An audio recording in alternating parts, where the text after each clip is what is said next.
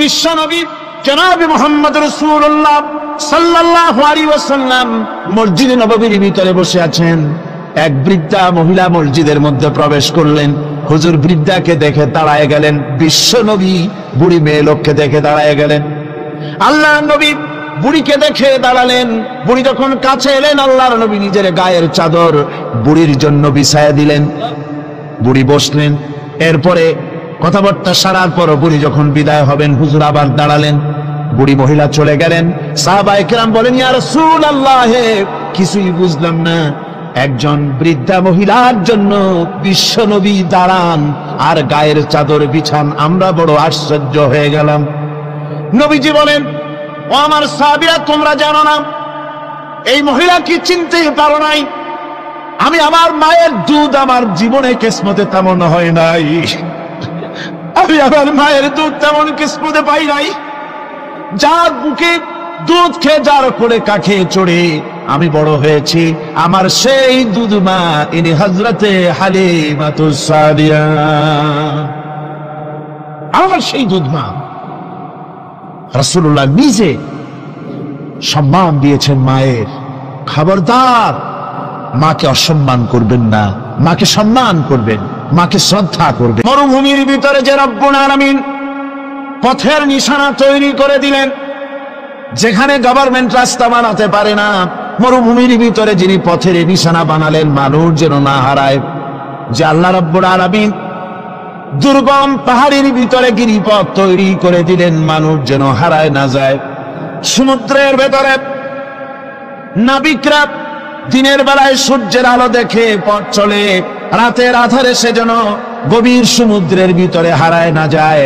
আল্লাহ তাই আকাশের ভিতরে তারকা মণ্ডলী খচিত করে রেখেছেন। সমুদ্রের নাবিকেরা, জাহাজের নাবিকেরা তারকা দেখে দেখে পথ নির্ণয় করে নেন। যে মাবুদ রাস্তা বানালেন জঙ্গলের ভিতরে, পাহাড়িয়া এলাকার ভিতরে, যে মহান প্রভু রাস্তা বানালেন, নিশানা বানালেন মরুভূমির ভিতরে, যিনি রাস্তা দেখায় দিলেন গভীর সমুদ্রের ভেতরে, সেই আল্লাহ রব্বুল আলামিন। আমরা দুনিয়ার বুকে মানুষেরা অন্ধকারে মরবো, রাস্তা হবে না, এমনটি তো হতেই পারে না। আল্লাহ রব্বুল আলামিন আমাদের জন্য রাস্তা বানায়েছেন।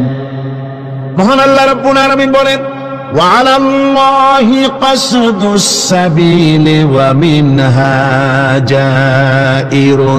আল্লাহ পাক বলেন, সোজা রাস্তা, সোজা পথ বলে দেওয়ার দায়িত্ব আমি আল্লাহর। যেখানে রয়েছে অসংখ্য বাঁকা পথ, অসংখ্য বাঁকা পথ যেখানে, যে পৃথিবীতে, সেখানে সোজা রাস্তা বলে দেওয়ার দায়িত্বটা কার? জোরে বলেন কার? আল্লাহ শুধু সৃষ্টি করেন না, সৃষ্টি করেন, শিক্ষা দেন, পথ বলে দেন, পথটাও বাকি রাখেন না, পথটাও তিনি বলে দিয়ে দেন। হযরতে মূসা আলাইহিস সালামের কাছে ফেরাউন প্রশ্ন করল, তুমি যে রবের দাবি করছো, যে একজন রব আছেন, সে রবের পরিচয় কি? তোমার সেই রব কে? হযরতে মূসা আলাইহিস সালাম যে জবাবটা দিলেন, কি সুন্দর জবাব! এক কথার ভিতরে সমস্ত কথা সন্নিবেশিত হয়ে গেছে। ফেরাউনের প্রশ্নের জবাবে রব কে, এ কথার জবাব দেওয়া যায়, হাজার হাজার পৃষ্ঠা লেখা যায়। রবকে, তার পরিচিতি। আমি যদি এখন শুধু রব শব্দের ব্যাখ্যা করি, তাফসীর করি, রাত শেষ হয়ে যেতে পারে, ইনশাআল্লাহ ব্যাখ্যা দেওয়া যাবে। কিন্তু মূসা আলাইহিস সালাম কি সুন্দর একটা জবাব দিয়ে দিলেন রবকে। শোনো, রব্বুনাল্লাযী আ'তা কুল্লা শাইইন খালকাহু সুম্মা হাদা। রব হচ্ছেন সেই, আমার প্রভু হচ্ছেন তিনি, যিনি সমস্ত সৃষ্টিকে, সমস্ত মাখলুকাতকে যিনি সৃষ্টি করেছেন, আর সৃষ্টি করার পর তার চলার জন্য পথ তৈরি করে দিয়েছেন। তিনি হচ্ছেন আল্লাহ পাক, যিনি সৃষ্টি করেন আর পথের দিশা দেন। তিনি হচ্ছেন আল্লাহ পাক, তিনি হচ্ছেন রব। শুধু বানান না, বানাবার পরে তার প্রয়োজনটাও মিটায় দেন। আল্লাহ পাক সেই আল্লাহ বলছেন, খালাকাল ইনসানা আল্লামাহুল বায়ান। তিনি মানুষ সৃষ্টি করেছেন। আমি সম্ভবত দ্বিতীয় দিনে আপনাদেরকে বলেছিলাম,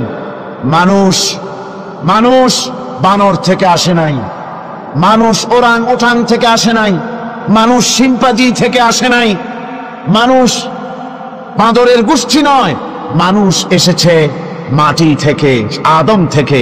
মানুষের পূর্বপুরুষ হচ্ছেন হযরতে আদম আলাইহিস সালাম। মানুষের পূর্বপুরুষ কে? আদম আলাইহিস সালাম। আর মানুষের পূর্বপুরুষ হচ্ছেন আদম আলাইহিস সালাম, আর তার উৎপত্তি হচ্ছে মাটি থেকে। মানুষ এসেছে আদম থেকে, আদম এসেছে মাটি থেকে। এখন আল্লাহ পাক বলছেন যে আমি হচ্ছি তোমার স্রষ্টা, আমি তোমাকে বানাইছি। কোরআনে কারীমে কথা এভাবে বলছে, কাইফা তাকফুরুনা বিল্লাহি ওয়া কুনতুম আমওয়াতান ফাহিয়াকুম সুম্মা ইউমীতুকুম সুম্মা ইউহয়ীকুম সুম্মা ইলাইহি তুরজাউন। এ মানুষ, তোমরা কিভাবে কুফরি করো, অস্বীকার করো, আল্লাহর সাথে নাফরমানি করো? কিভাবে করো যে আল্লাহ তোমাকে, তুমি ছিলে মৃত্যু, তোমাকে আল্লাহ পাক জিন্দা করেছেন। সুতরাং মানুষ জন্মের পূর্বে সব মৃত্যু ছিল, একথা তো আজ বিজ্ঞানসম্মত কথা, বৈজ্ঞানিক সত্য কথা। মানুষ জন্মের আগে মৃত্যু ছিল। কিভাবে? মানুষের উৎপত্তি কোত্থেকে এলো? কোরআনে কারীম তা পরিষ্কার করে বলছে। তোমাকে কিভাবে সৃষ্টি করেছে তুমি দেখো।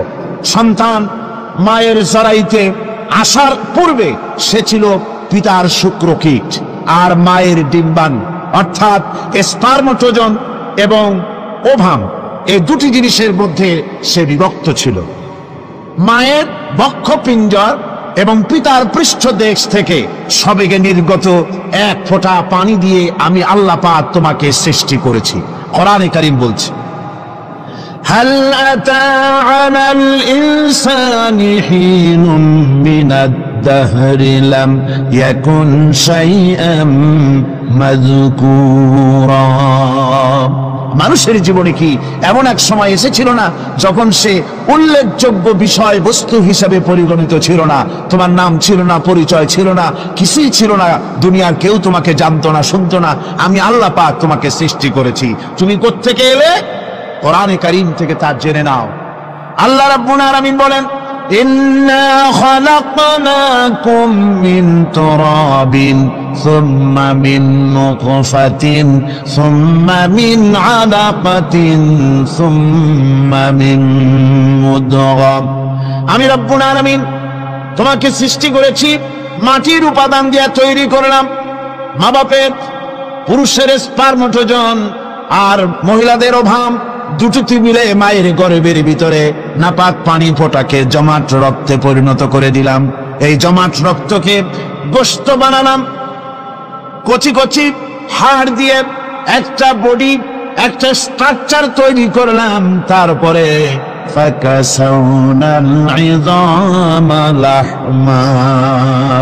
গোশত দিয়ে, রক দিয়ে, চামড়া দিয়ে সুন্দর করে ছাউনি দিয়া মায়ের গর্ভের ভিতরে আমি আল্লাহ রব্বুল আলামিন তোমাকে বানাইছি।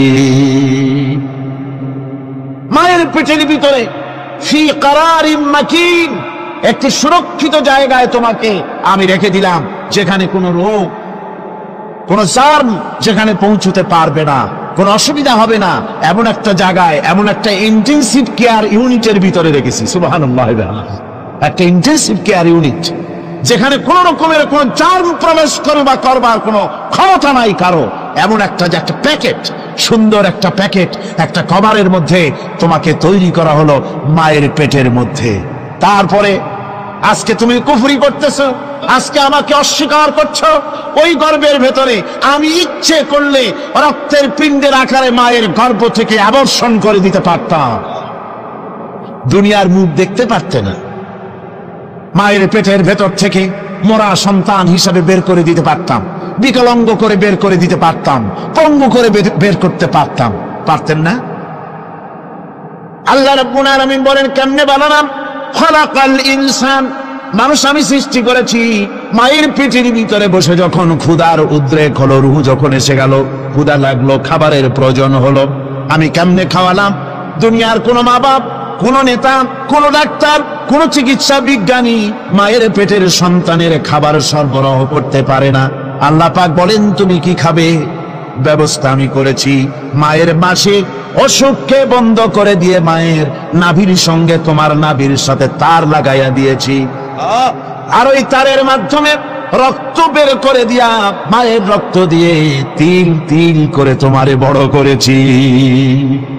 রক্তটা মুখে লাগাই নাই, মুখে লাগলে পরে নাপাক রক্ত, মুখটা নাপাক হয়ে যাবে। নাভির ভিতর দিয়ে পাস করে দিলাম, মুখটাকে পবিত্র রেখে দিলাম, যাতে করে দুনিয়ায় আসার পর আমার পবিত্র বানানো মুখখানা দিয়া এই দুনিয়ায় বসে তোমার আল্লাহর পবিত্র নামের জিকির করতে পারো। এমন সুন্দর করে মায়ের পিঠের ভিতরে তৈরি করলাম, হাত দিলাম, পা দিলাম, সুন্দর করে বানালাম, এমন নিখুঁত করে বানালাম, তাকায়া দেখো নিজের দিকে, সুন্দর করে বানালাম। এরপরে কি করলাম? সুম্মা নুখরিজুকুম তিফলা, বাচ্চার আকারে মায়ের পেট থেকে আস্তে করে বের করে নিয়ে আসলাম। সুবহানাল্লাহ বিহামদিহি। আস্তে করে মায়ের পেট থেকে নিয়ে এসেছি পৃথিবীর বুকে। পৃথিবীতে যখন আসলে তখন তোমার অবস্থাটা কি ছিল? ক্ষুধার যন্ত্রণায় যদি মরেও যেতে, কান্দা ছাড়া ভাষা নাই। ভাষা আছে? কোনো হুঁশ ছিল আমাদের? কোনো জ্ঞান ছিল? আল্লাহ রাব্বুল আলামিন বলেন, আল্লাহু আখরাজাকুম মিন বুতুনি উম্মাহাতিকুম লা তা'লামুনা শাইআ, মায়ের গর্ভ থেকে এমন অবস্থায় বের করে এনেছি যখন তোমার কোনো হুঁশ নাই, জ্ঞান নাই, কথা বলতে পারো না, পায়খানার ভিতরে পড়ে থাকো, ট্যাঁ করে, কান্দা ছাড়া পথ নাই, পানির পিপাসায় গলা শুকায় যায়, কান্দা ছাড়া পথ নাই, মনের তোমার মুখের কোনো ভাষা নাই কান্না ছাড়া। আমি তোমার এমন আল্লাহ, আমি তোমার এমন স্রষ্টা, আমি তোমার এমন রব। তোমার ভাষা নাই বলে মায়ের কলিজার ভেতরে আমি তোমার প্রতি এক দুর্বিনীত মহব্বত পয়দা করে দিয়েছি। তোমার কান্না তোমার মায়ের বুকের মধ্যে শেল বিঁধে যায়। তুমি যখন কাঁদো, কান্নার আওয়াজ যখন মায়ের কানে চড়ে যায়, হাজারো কাজ ফেলে মা দৌড়াইয়া বাচ্চারে করে না। কি খাবে কেউ তৈরি করে না। আল্লাহ রাব্বুল আলামিন বলে, বান্দারে, দুনিয়ায় আসার আগে তুমি কি খাবে, খাবারের বন্দোবস্ত আমি আল্লাহ করেছি, আমি এমন স্রষ্টা। তুমি দুনিয়া আসার 6 মাস আগে তোমার মায়ের বুকের ওপরে তোমার খাদ্য গরম করে আমি আল্লাহ রিজার্ভ করে রেখে দিয়েছি। সেই খাদ্য শুধু খাদ্য নয়, রোগের প্রতিষেধক, এটা ওষুধ। আজ বিজ্ঞানীরা, চিকিৎসা বিজ্ঞানীরা বলছেন, মায়ের দুধ সন্তানের খাদ্যের, মায়ের দুধের চাইতে কোনো বিকল্প কিছুই নাই। সন্তান পৃথিবীতে এলে মায়ের প্রথম দুধটা, গ্রামে গঞ্জে অশিক্ষিত এলাকায় প্রথম দুধটা ফেলে দেয়। এটাকে মনে করে এটা খারাপ, এটা খাওয়াতে নাই, তাহলে ধনুষ্টঙ্কার হবে, হাবিজাবি কথা বলে। আল্লাহ দুধ বানাইছে বাচ্চার ধনুষ্টঙ্কার হওয়ার জন্য। মায়ের ওই প্রথম দুধটা হচ্ছে সন্তানের জন্য সমস্ত রোগের প্রতিষেধক। সে ছিল পেটের ভিতরে একটা কাভারের মধ্যে, ওখানে কোনো জার্ম ছিল না, কোনো রোগ জীবাণু ছিল না। ও পৃথিবীতে এসেছে যেখানে অক্সিজেনের ভেতরে জার্ম রয়েছে, বাতাসের ভিতরে জার্ম রয়েছে, যার পরিবেশটা খারাপ হয়ে আছে, মানুষের শ্বাস প্রশ্বাসে নিঃশ্বাসে হাজারো রোগ বীজাণু জীবাণু ঘুরছে। এই রকমের একটা পৃথিবীতে এসেছে। আসার পরে কচি স্বাস্থ্য, কচি শরীর, কচি হার্ট, কচি লাংস, সেটাকে প্রতিরোধ করবে কি করে? সেজন্য আল্লাহ পাক মায়ের দুধের ভিতরে সমস্ত রোগের প্রতিষেধক দিয়ে দিয়েছেন। সুবহানাল্লাহ। আজকের বিজ্ঞানীরা তা স্বীকার করেছেন। অনেক মা তার সন্তানকে দুধ দেন না, নিজের শরীর স্বাস্থ্য ভালো রাখার চিন্তা করে বাচ্চাকে দুধ খাওয়ান না। এটা অত্যন্ত নির্মম কাজ। বাচ্চাকে দুধ খাওয়ালে বাচ্চার সাথে মায়ের মহব্বত বাড়ে। ইউরোপে, আমেরিকায় মাকে মা বলে ডাকে না, বাপকে শ্রদ্ধা করে না, সম্মান করে না। তার কারণ সেখানে মায়েরা তার সন্তানদেরকে কোলে নেয় না, সন্তানদেরকে ফিডার খাওয়ায়। আর আমি নিজের চোখে দেখেছি, মায়েরা ইউরোপে, আমেরিকায় যখন শপিং এ আসে, তখন রাস্তায় যখন আসে, তখন ওই পুশ চেয়ার গুলিতে বাচ্চাকে শোয়াইয়া, বাচ্চা এভাবে পুশ চেয়ারে করে ঠেলে নিয়ে যায়, আর কুত্তার বাচ্চাগুলি কোলে করে ঘুরে বেড়ায়। কুত্তার বাচ্চা কোলে নেয়, নিজের বাচ্চা পুশ চেয়ারে করে ঠেলে। সেই জন্য মায়ের প্রতি সন্তানের মহব্বত হয় না, সন্তানেরও মায়ের প্রতি কোনো শ্রদ্ধা জাগে না। আল্লাহ কি ব্যবস্থা, মায়ের কলিজার মধ্যে মহব্বত পয়দা করে দিয়েছেন আল্লাহ পাক। মায়ের বুকের দুধের ভিতরে আল্লাহ রাব্বুল আলামিন, আল্লাহ পাক বলছেন, আমি মানুষ সৃষ্টি করেছি আর তার সমস্ত প্রয়োজন মিটিয়েছি, তার খাবারের সব প্রয়োজন মিটিয়ে দিয়েছি। দুধটাকে ঘন করি নাই হজম করতে পারবে না বলে, ওই দুধটা সামান্য পাতলা করে দিয়েছি, ওর ভিতরে সামান্য মিষ্টি দিয়েছি। দুধের বোটার ভিতরে একটা ছিদ্র দিলে, চোষা মারলে পরে অনেকগুলি দুধ বেরিয়ে এসে গলাটা আটকে যেত, তোমার কচি কণ্ঠ গলা আটকে যেত, শ্বাস করতে পারতে না। এজন্য মায়ের স্তনের বোটার ভিতরে সূক্ষ্ম সূক্ষ্ম 32টা ছিদ্র করে আস্তে করে দুধ বার করে তোমার জীবন আমি বাঁচাইছি। খলাকাল ইনসান, মানুষ সৃষ্টি করেছি আমি আল্লাহ পাক। সুতরাং যে আল্লাহ পাক এ মানুষ সৃষ্টি করলেন আর মায়ের কলিজার ভিতরে মহব্বত পয়দা করে দিলেন, সে আল্লাহ পাক বলছেন, খবরদার ওই মাকেও যেন আবার ভুলে যেও না। মাকে সম্মান করে করো, মা বাপকে মহব্বত করো, তাদেরকে শ্রদ্ধা করো। বউ পাইয়া সুন্দরী স্ত্রী পেয়ে মায়ের কথা ভুলে যেও না। অনেক সাহেব আছে মায়ের কথা ভুলে যায়, স্ত্রীর কথা অনুযায়ী মায়ের উপর অত্যাচার করে, এরকমও বহুত আছে। আল্লাহ পাক বলছেন, শোনো, وَقَضَى رَبُّكَ أَلَّا تَعْبُدُوا إِلَّا إِيَّاهُ وَبِالْوَالِدَيْنِ إِحْسَانًا। তোমার প্রভুর পক্ষ থেকে ফয়সালা হয়েছে, চূড়ান্ত সিদ্ধান্ত হয়ে গিয়েছে, আমি আল্লাহর ইবাদতের পর তোমার মা বাপের ইহসান করবে, খেদমত করবে, তাদের জন্য উপকার করবে, তাদেরকে ভালোবাসবে। আল্লাহ রাব্বুল আলামিন বলেন, মা বাপের সঙ্গে কেমনে কথা বলবে, তাদের সাথে কিভাবে আচরণ করবে, আল্লাহ তাও শিখিয়ে দিয়েছেন। আল্লাহ পাক বলেন, ওয়ালা তাকুল লাহুমা ওয়া কুল লাহুমা কাওলান কারীমা। মা বাবার সাথে সম্মানজনক কথা বলো। ওয়া কুল লাহুমা কাওলান কারীমা, সম্মানজনক কথা বলো। মাথায় ঝাঁকি দিয়ে রাগ করে চোখ মোটা করে কথা বলো না। তুমি সন্তান, তোমার জন্য সবচাইতে বড় পীর তোমার আব্বা, তোমার আম্মা, ঠিক কিনা কন? ছেলের জন্য, মেয়ের জন্য, সন্তানের জন্য সবচাইতে বড় পীর কে? বাপ মা। এটা ভালো করে মনে রাখতে হবে। আপনার মাওলানা সাহেবদের দোয়া, পীর সাহেবদের দোয়া কবুল হতেও পারে, নাও হতে পারে, 50-50 সম্ভাবনা আছে, আবার সম্ভাবনা নাই। কিন্তু মা বাবার দোয়া কবুল হবে 100% সিউরিটি রয়েছে। রাসূলুল্লাহ বলেছেন 3 জনের দোয়া কবুল হবে, মুস্তাজাবুদ দাওয়াত। কয়জনের দোয়া কবুল হবে?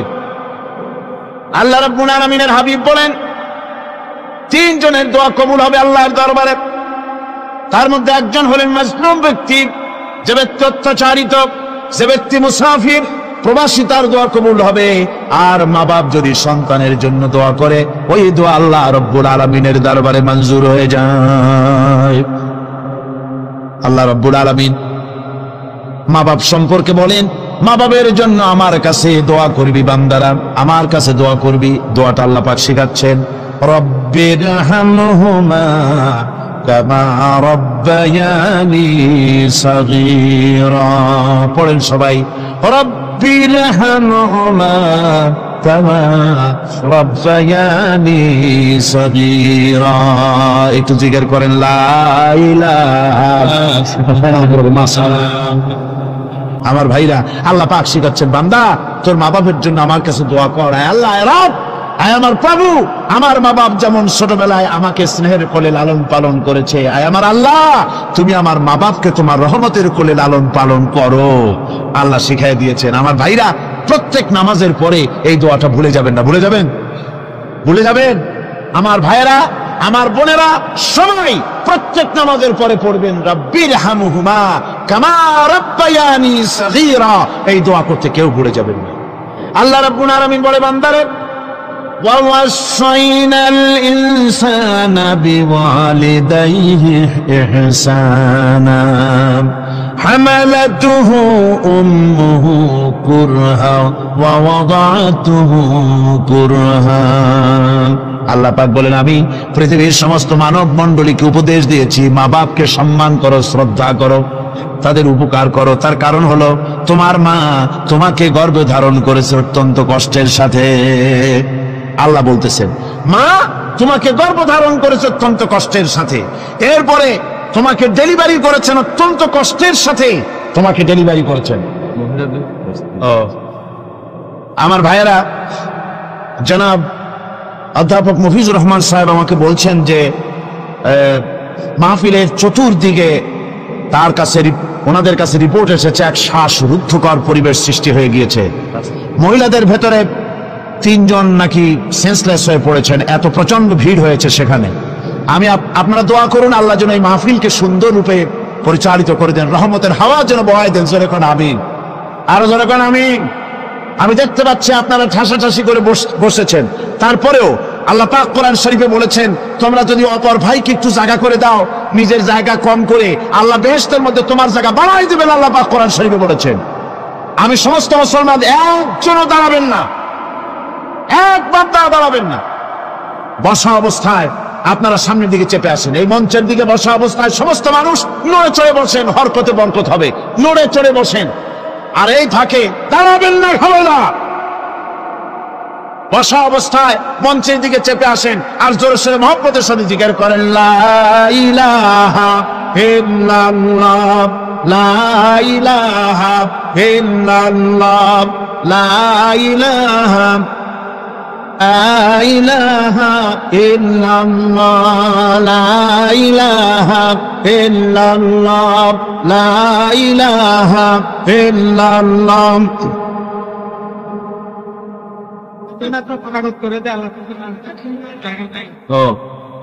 লা ইলাহা ইল্লাল্লাহু মুহাম্মাদুর রাসূলুল্লাহ। মুহতারাম বন্ধুবর, হযরত মাওলানা শামসুদ্দিন সাহেব মাদ্দাজিল্লাহ বলছেন যে আল্লাহর কাছে দোয়া করেন না, আল্লাহ মাঠটারে বড় করে দিক।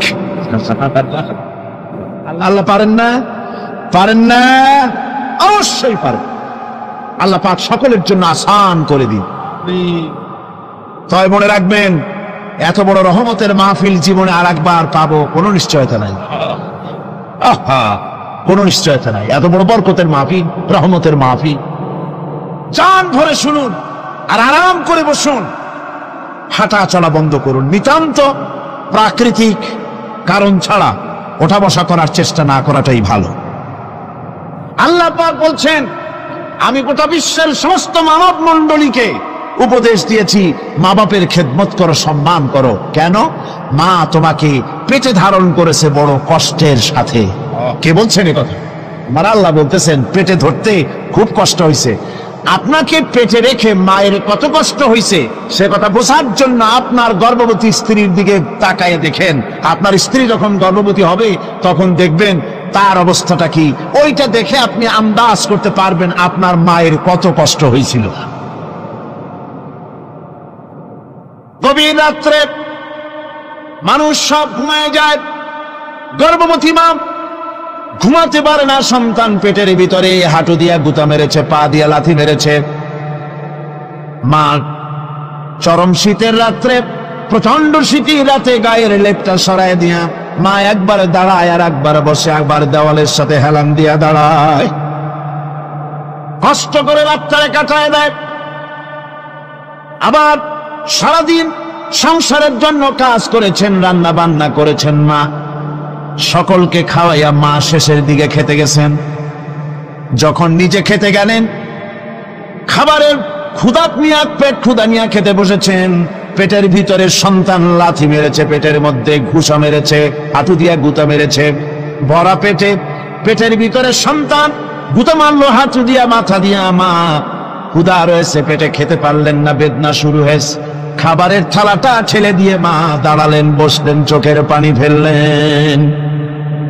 এভাবে করে মা একটা দুইটা দিন নয়, 10টি মাস পর্যন্ত সন্তানটাকে পেটের মধ্যে নিয়ে, একটা জীবিত মানুষ আর একটা জীবিত সন্তান পেটের মধ্যে নিয়ে নড়াচড়া করছেন, চলাফেরা করছেন। কিতাবের মধ্যে এসেছে, রাতের বেলায় মা যে ঘুমাতে পারেন না সন্তানের নড়াচড়ার কারণে, রাতভর ইবাদত করলে যত সওয়াব পাওয়া যেত আল্লাহ ওই সওয়াব মায়ের আমলনামায় লিখে দেন।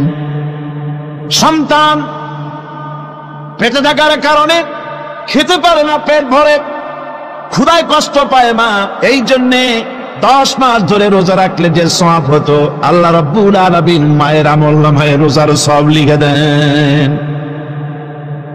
10 মাস পুরে গেল, সন্তান ডেলিভারির সময় চলে এলো, মায়ের মন বিমর্ষ, সন্তান ডেলিভারি হবে, না জানি মরে যাই নাকি, না জানি অপারেশন লাগে নাকি, কি অবস্থা হবে। মা খেতে পারে না, মুখটা শুকায়া যায়। ডেলিভারির সময় যখন আসে, মা বাবার কাছ থেকে বিদায় নিয়ে যায়, স্বামীকে একান্তে গোপনে ডেকে নিয়ে বলে, প্রাণের স্বামী, দীর্ঘদিন একসঙ্গে ঘর কন্যা করেছি, অপরাধ হয়ে যেতে পারে, আমারে মাফ করে দিও। আমার মনে হয় এবার আমি আর বাঁচবো না, সংসার থাকলো চাবি থাকলো সব বুঝে নাও, আমারে মাফ করে দিও। মা চলে গেল সতিকা গৃহে, ক্লিনিকে চলে গেল, অপারেশন থিয়েটারে চলে গেল, অথবা ডেলিভারির জায়গায় চলে গেল। ডেলিভারি পেইন শুরু হয়ে গেল, বেদনা শুরু হয়ে গেল। এক একটা বেদনা যেন মায়ের এক একটা মৃত্যু যন্ত্রণা শুরু হয়ে যায়। এমন যন্ত্রণা, প্রসব বেদনা দুনিয়ার ভুক্তভোগী মা ছাড়া আর কেউ জানে না। এই চরম বেদনার ভেতর দিয়ে, চরম কষ্টের ভিতরে মা যখন একটা বাচ্চা প্রসব করলো, জিহাদের ময়দানের মতো মা রক্তাক্ত হয়ে গেলেন, সন্তান দুনিয়ায় এলো। মা তখন অস্থির থাকেন, এত বড় বিরাট কষ্টের ভিতরে আল্লাহ রাব্বুল আলামিন বলেন, সন্তান যখন ডেলিভারি হয়ে গেল, মায়ের মনের ভিতরে আমি তখন এই ফিলিংস, এই টেন্ডেন্সি জাগ্রত করে দিই, দেখ কি হয়েছে। মা তখন দেখতে চায় কি হয়েছে।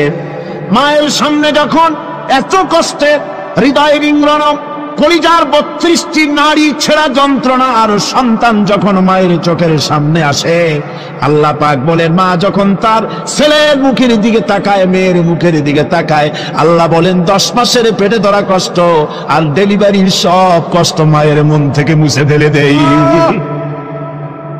আল্লাহ রাব্বুল আলামিন বলেন, খবরদার দুনিয়ার মানুষ, এমন মায়ের সাথে নাফরমানি করবি না, এ মায়ের সাথে নাফরমানি করবি না, মাকে সম্মান করবি, মার কাছে দোয়া চাবি। দুনিয়ায় যদি সম্মান চাও, রিজেক্ট চাও, মায়ের পায়ে ধরে কাঁদো। মায়ের জাতি অনেক সম্মান তার। রাসূল করিম সাল্লাল্লাহু আলাইহি সাল্লামকে প্রশ্ন করা হয়েছে, হুজুর খেদমত করবো কার? হুজুর কয় মায়ের। তারপরে কার? হুজুর কয় মায়ের। তারপরে কার? হুজুর বলেন মায়ের। তারপরে কার? তোমার কি চাস? 3 গুণ। তোর ভাই মর্যাদা 3 গুণ বেশি, তোর বাবার চাইতে মর্যাদা বেশি। সুবহানাল্লাহ পড়ে। আর আজকে ইসলামের শত্রুরা তারা বলে যে ইসলাম নারীর অধিকার আদায় করে না। নারীর অধিকার ইসলাম দেয় নাই তো কে দিয়েছে? আমার বন্ধুগণ, বিশ্বনবী জনাবে মুহাম্মদ রাসূলুল্লাহ সাল্লাল্লাহু আলাইহি ওয়াসাল্লাম মসজিদে নববীর ভিতরে বসে আছেন। এক বৃদ্ধা মহিলা মসজিদের মধ্যে প্রবেশ করলেন। হুজুর বৃদ্ধাকে দেখে দাঁড়ায় গেলেন, বিশ্বনবী বুড়ি মেয়ে লোককে দেখে দাঁড়ায় গেলেন। আল্লাহ নবী বুড়িকে দেখে দাঁড়ালেন। বুড়ি যখন কাছে এলেন, আল্লাহর নবী নিজের গায়ের চাদর বুড়ির জন্য বিছায়া দিলেন। বুড়ি বসলেন। এরপরে কথাবার্তা সারার পর বুড়ি যখন বিদায় হবেন, হুজুর আবার দাঁড়ালেন। বুড়ি মহিলা চলে গেলেন। সাহাবায়ে কেরাম বলেন, ইয়া রাসূলুল্লাহ, কিছুই বুঝলাম না, একজন বৃদ্ধা মহিলার জন্য বিশ্বনবী দাঁড়ান আর গায়ের চাদর বিছান, আমরা বড় আশ্চর্য হয়ে গেলাম। নবীজি বলেন, ও আমার সাহাবীরা, তোমরা জানো না এই মহিলা কি চিনতে পারো নাই? আমি আমার মায়ের দুধ আমার জীবনে কিসমতে তেমন হয় নাই। আমি আমার মায়ের দুধ তেমন কিসমতে পাই নাই। যার বুকে দুধ খেয়ে, যার কোলে কাখে চড়ে আমি বড় হয়েছি, আমার সেই দুধ মা, ইনি হযরতে হালিমাতুস সাদিয়া, আমার সেই দুধ মা। রাসূলুল্লাহ নিজে সম্মান দিয়েছেন মায়ের। খবরদার মাকে অসম্মান করবেন না, মাকে সম্মান করবেন, মাকে শ্রদ্ধা করবেন। আমার বন্ধুগণ, আলেম ওলামা পীর বুজুর্গদের জন্য হাদিয়া তো দেন আপনারা, কোনো নিষেধ নাই, দেন। হাদিয়া দেওয়াও সুন্নত, নেওয়াও সুন্নত, দিবেন, আমি কোনো নিষেধ করি না। কিন্তু আমি বলতে চাই, পীর বুজুর্গদের কাছে, আলেম ওলামাদের কাছে হাদিয়া দিয়া আল্লাহরে যত না খুশি করতে পারবেন, এই ডালিম বেদানার মৌসুমে বেদানা একটা ভেঙে নিজ হাতে যদি ভাইয়ের মুখে তুলে দেন, আল্লাহর আরশ খুশি হয়ে যাবে, আল্লাহর আরশ আজিম খুশি হয়ে যাবে, আল্লাহ পাক খুশি হয়ে যাবে। মায়েরে খাওয়াও, বাপকে খাওয়াও, তোমার সবচেয়ে বড় পীর তিনি। সুবহানাল্লাহ পড়ে, সুবহানাল্লাহ। মা বাপ যদি একটু দোয়া করে দেয়, তোমার জিন্দেগির কাম শেষ। একটু বদদোয়া করলে জাহান্নামে যাবা, কোন পৃষ্ঠা বদদোয়া করলে জাহান্নামে যাবে এমন কথা নয়, কোন মৌলানা বদদোয়া করলে দোজখে যাবে এমন কথা নয়। রাসূল বলেছেন, হুমা জান্নাতুকা ওয়া নারুকা, মা বাপ তোমার বেহেশত, মা বাপ তোমার জাহান্নাম। মা বাপ যদি অসন্তুষ্ট হয় দোজখে যাবি, আর মা বাপ যদি খুশি আল্লাহর জান্নাতে চলে যাবে। সুবহানাল্লাহ, সুবহানাল্লাহ, সুবহানাল্লাহ। মায়ের পায়ের তলে তোর বেহেশত। আমরা পুরুষ, আমাদের গত বছরও বলেছি, আমরা পুরুষ, আমাদের পায়ের তলে জুতা, আমাদের পায়ের তলে কি? শুধু জুতা। আর আমার মা, আমার মায়ের জাতি যারা এই প্যান্ডেলে বসে আছেন, আমার মায়েরা বোনেরা, মায়ের জাতি যারা পৃথিবীতে, মায়ের জাতির পায়ের তলে আল্লাহর বেহেশত। সুবহানাল্লাহ।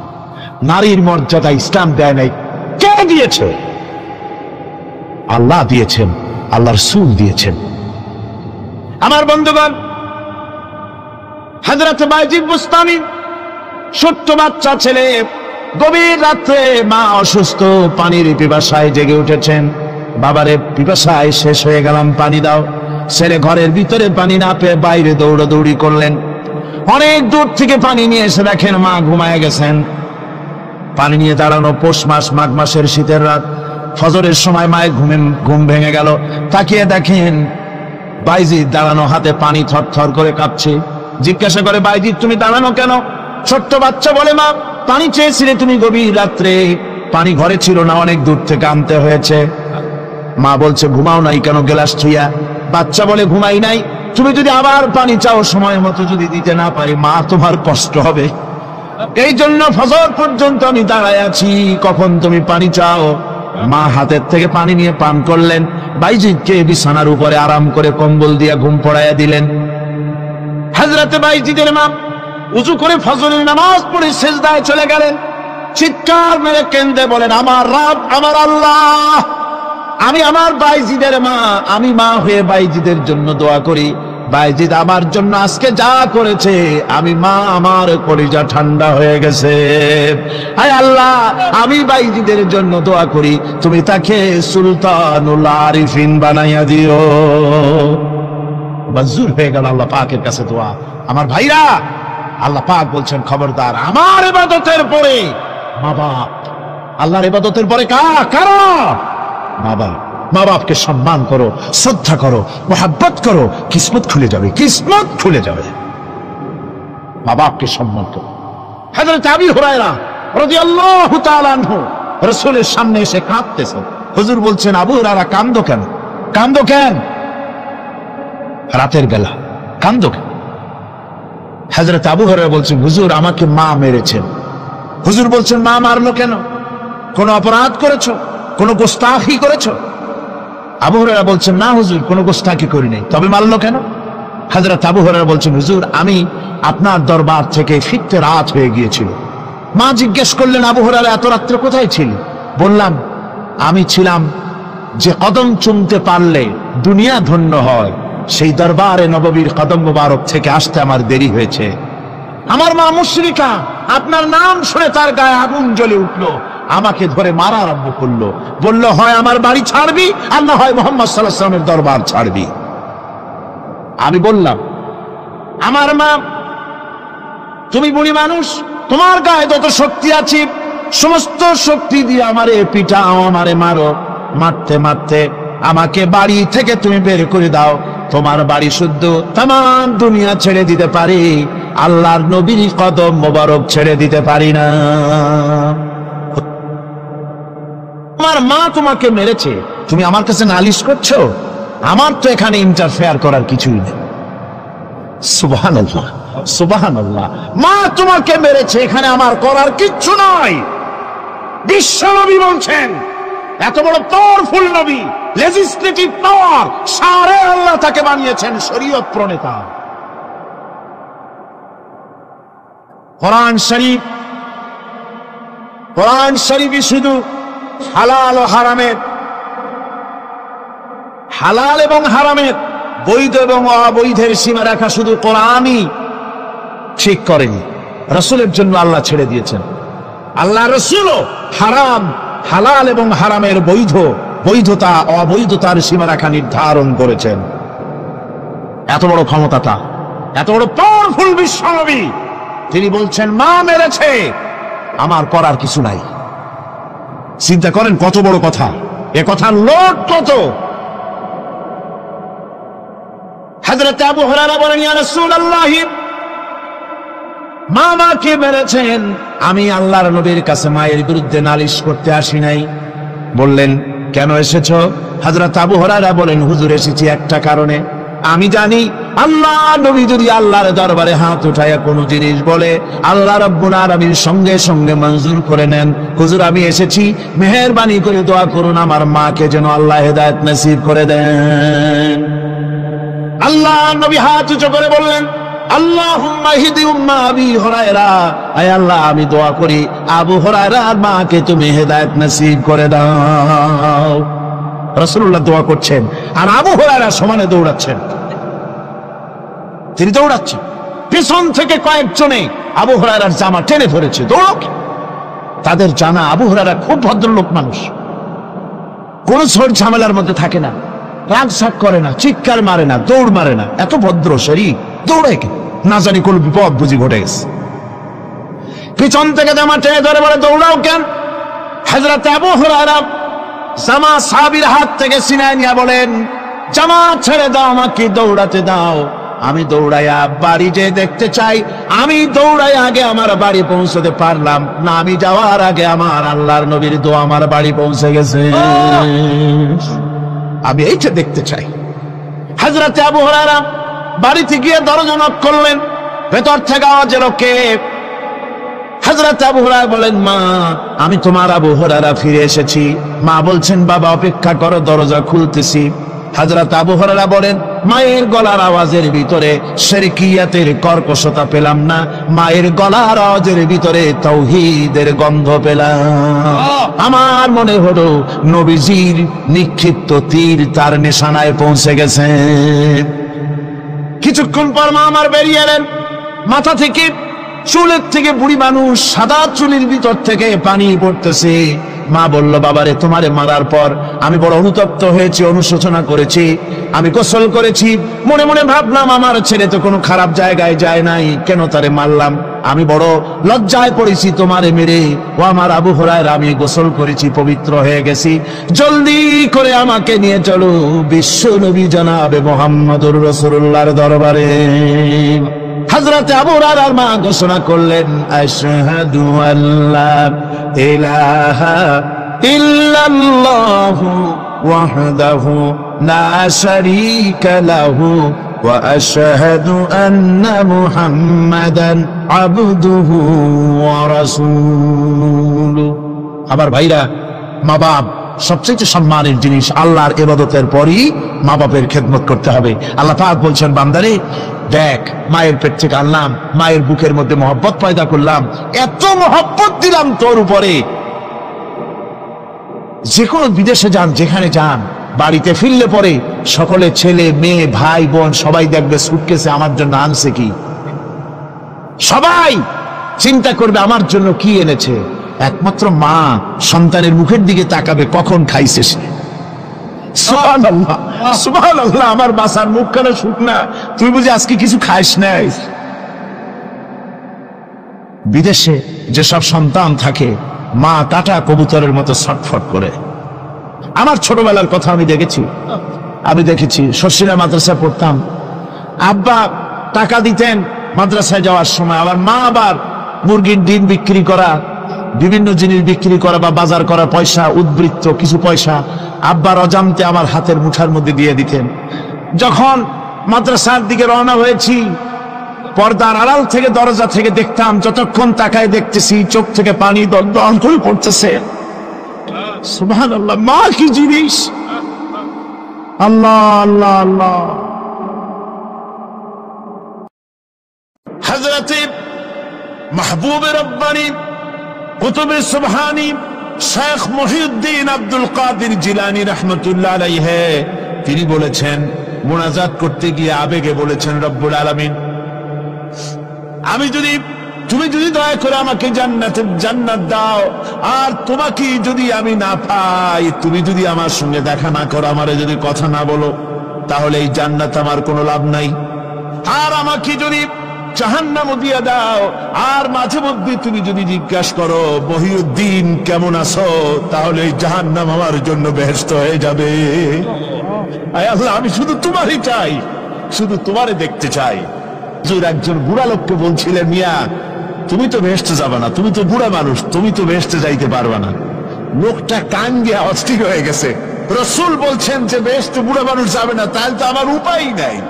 হুজুর বলছেন, না, তুমি যখন বেহেশতে যাবে তুমি যুবক হয়ে যাবে। সুবহানাল্লাহ ওয়া বিহামদিহি। একজন কালো মানুষ হুজুর বলছেন যে কালো মানুষ বেহেশতে যাবে না, সে তো একদম কান্দা হয়রান। হুজুর বলছেন, দেখো তুমি যখন বেহেশতে যাবে তুমি কালো থাকবে না, তুমি সুন্দর সুশ্রী হয়ে যাবে। সুবহানাল্লাহ ওয়া বিহামদিহি। একজন বলছিল, জান্নাতে যাইয়া যা চাইবো তাই যদি পাই তাহলে তো খুব ভালো কথা। কয় যে হুজুর, আমার তো হুক্কা খাওয়ার দারুণ অভ্যাস, তা বেহেশতের মধ্যে হুক্কা পাবো? বুজুর্গ ব্যক্তি বলছেন, আল্লাহর বান্দা, বেহেশতে যাইয়া যদি তুমি হুক্কা খাইতে চাও তো আল্লাহ তোমার হুক্কা দিবেন, কিন্তু আল্লাহর কসম করে বলতে পারি, বেহেশতে যাইয়া এমন পচা জিনিস খাওয়ার তোমার ইচ্ছে জাগবে না। এত ভালো জিনিস তুইয়া এই পচা জিনিস খাওয়ার ইচ্ছা তোমার জাগবে না মনের ভিতরে। আমি দৃষ্টান্ত দিতে গিয়া বলি, অনেকদিন বন্ধুর সঙ্গে দেখা হয় নাই, বহু বছর পর হঠাৎ করে এক বন্ধু আর এক বন্ধুর বাড়িতে এসেছে, যে বলছে, ভাই যদিও বহু বছর পর এসেছি কিন্তু আমার হাতে সময় নাই, আজ আমি বেশ সময় তোমার বাড়িতে থাকবো না। ওই বাড়িওয়ালা বন্ধু বলে, বন্ধু যতই ব্যস্ততা তুমি দেখাও না কেন, আজকে যখন তোমার একবার পাইছি আমি তোমাকে ছাড়বো না। এই হলো একটা ছাড়বো না। আর ঢাকা হাইকোর্টের সামনে থেকে মকিম গাজী পালায় গেছে, ডাকাত। পুলিশ খুঁজতে খুঁজতে হয়রান হইয়া এই ডাকাতটারে যদি পাওয়া যায়, আর ওই ডাকাত যদি বলে, স্যার আপনি আমার ধর্মের ভাই, আপনি আমার বাপ, আপনি মেহেরবানি করে আমাকে ছেড়ে দেন, পুলিশ বলবে, বেটা গোটা পুলিশ বাহিনী তোর জন্য হয়রান, তোরে যখন একবার পাইছি তোরে আর ছাড়বো না। তাহলে বন্ধুর ছাড়বো না আর পুলিশের ছাড়বো না এক জিনিস, এক জিনিস না। জাহান্নামীদেরকে ধাক্কা মারতে মারতে জাহান্নামের দিকে নিয়ে যাবে, জাহান্নামের দিকে যেতে চাইবে না, তাই ধাক্কা মারা লাগবে। আর বেহেশতীদের ধাক্কা মারা লাগবে কেন? বেহেশতীরা যখন জান্নাতের দিকে যেতে থাকবে, ওদের জন্য লাল কার্পেট সম্বর্ধনা দেওয়া হবে, দুনিয়ার পচা লাল কার্পেট না, এত সুন্দর করে সাজানো থাকবে। এক একটা মঞ্জিলে যখন যাবে, জান্নাতীদের জন্য সাজানো মঞ্জিল দেখে তারা মনে করবে এইটাই বুঝি বেহেশত। ঘটি বাটি লোটা যা আছে তাই নিয়ে ওইখানে বসে পড়বে। ফেরেশতারা কবে যে, আল্লাহর বান্দা তুমি এখানে বসছো কেন, এটা তো বেহেশত না। কয় এক থেকেও ভালো আছে নাকি? কয় আছে না, ওঠো, আরে মিয়া উঠো। এইভাবে করে ধাক্কা মারবে, ওঠো সামনে যাও। আবার যখন সামনে যাবে, সেখানে এর থেকে আরো সুন্দর পরিবেশ দেখে ওইখানে আবার বসে পড়বে, মনে করবে এটা বুঝি বেহেশত। বলা হয়, ফেরেশতারা বলবে, আল্লাহর বান্দা এটা জান্নাত না, এর থেকেও ভালো জায়গা, সুন্দর জায়গা আছে। এইভাবে ধাক্কা মারতে মারতে তাদেরকে জান্নাতের কাছে নিয়ে যাওয়া হবে। হাত্তা ইযা জাউহা ওয়া ফুতিহাত আবওয়াবুহা ওয়া ক্বালা লাহুম খাযানাতুহা সালামুন আলাইকুম তিবতুম ফাদখুলুহা খালিদিন।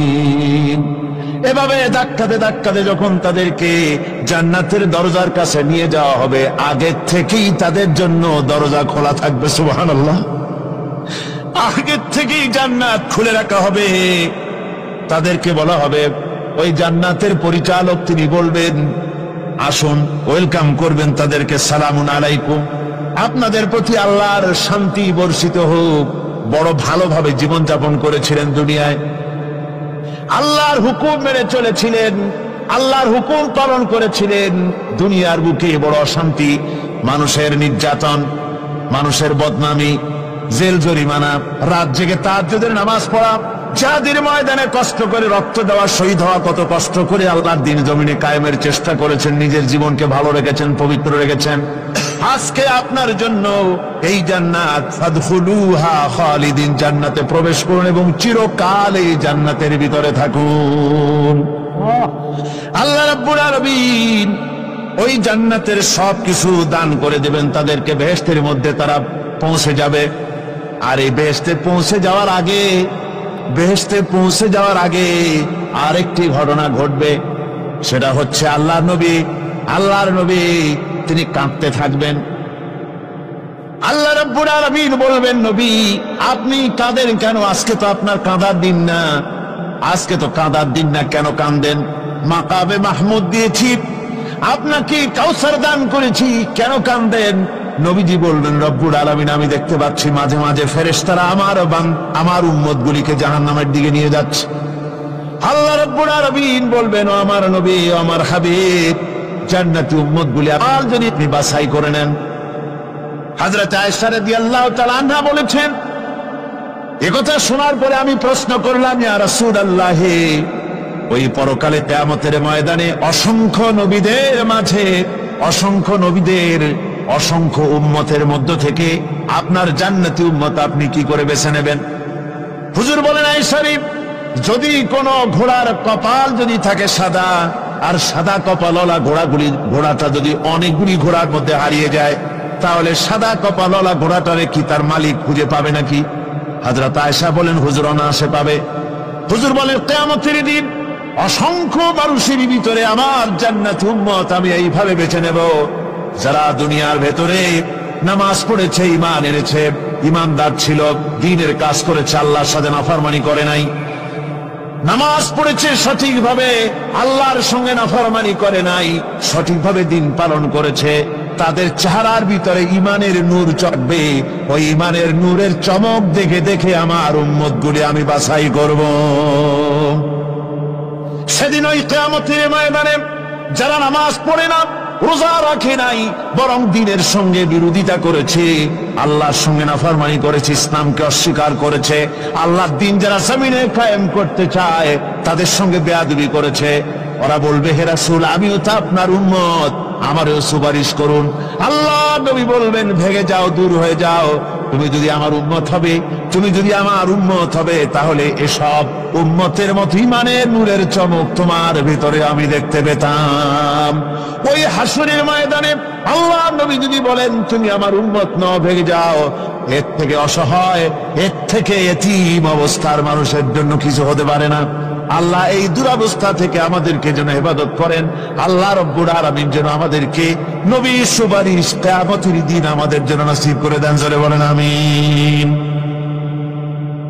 আল্লাহ পাক জিজ্ঞেস করবেন, ও আমার বান্দারা, ও আমার জান্নাতি বান্দারা, আমি তোমাদেরকে যে সব ওয়াদা করেছিলাম সে ওয়াদা মতো সব পাইছো কিনা?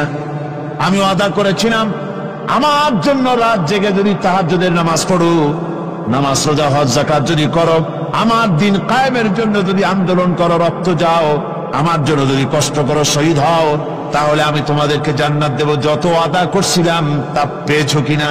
জান্নাতীরা বলবে, ক্বালু নাআম, সব পেয়েছি, সব নেয়ামত পেয়েছি। আল্লাহ বলেন, সব পাও নাই, ওয়ালাদাইনা মাজিদ, আমার কাছে আরো বেশি আছে, আমার কাছে আরো বেশি আছে, সব পাও নাই। জান্নাতীরা বসে থাকবেন, বুঝতে পারবেন না, এত নিয়ামত পেয়েছি, আল্লাহর কাছে আরো আছে।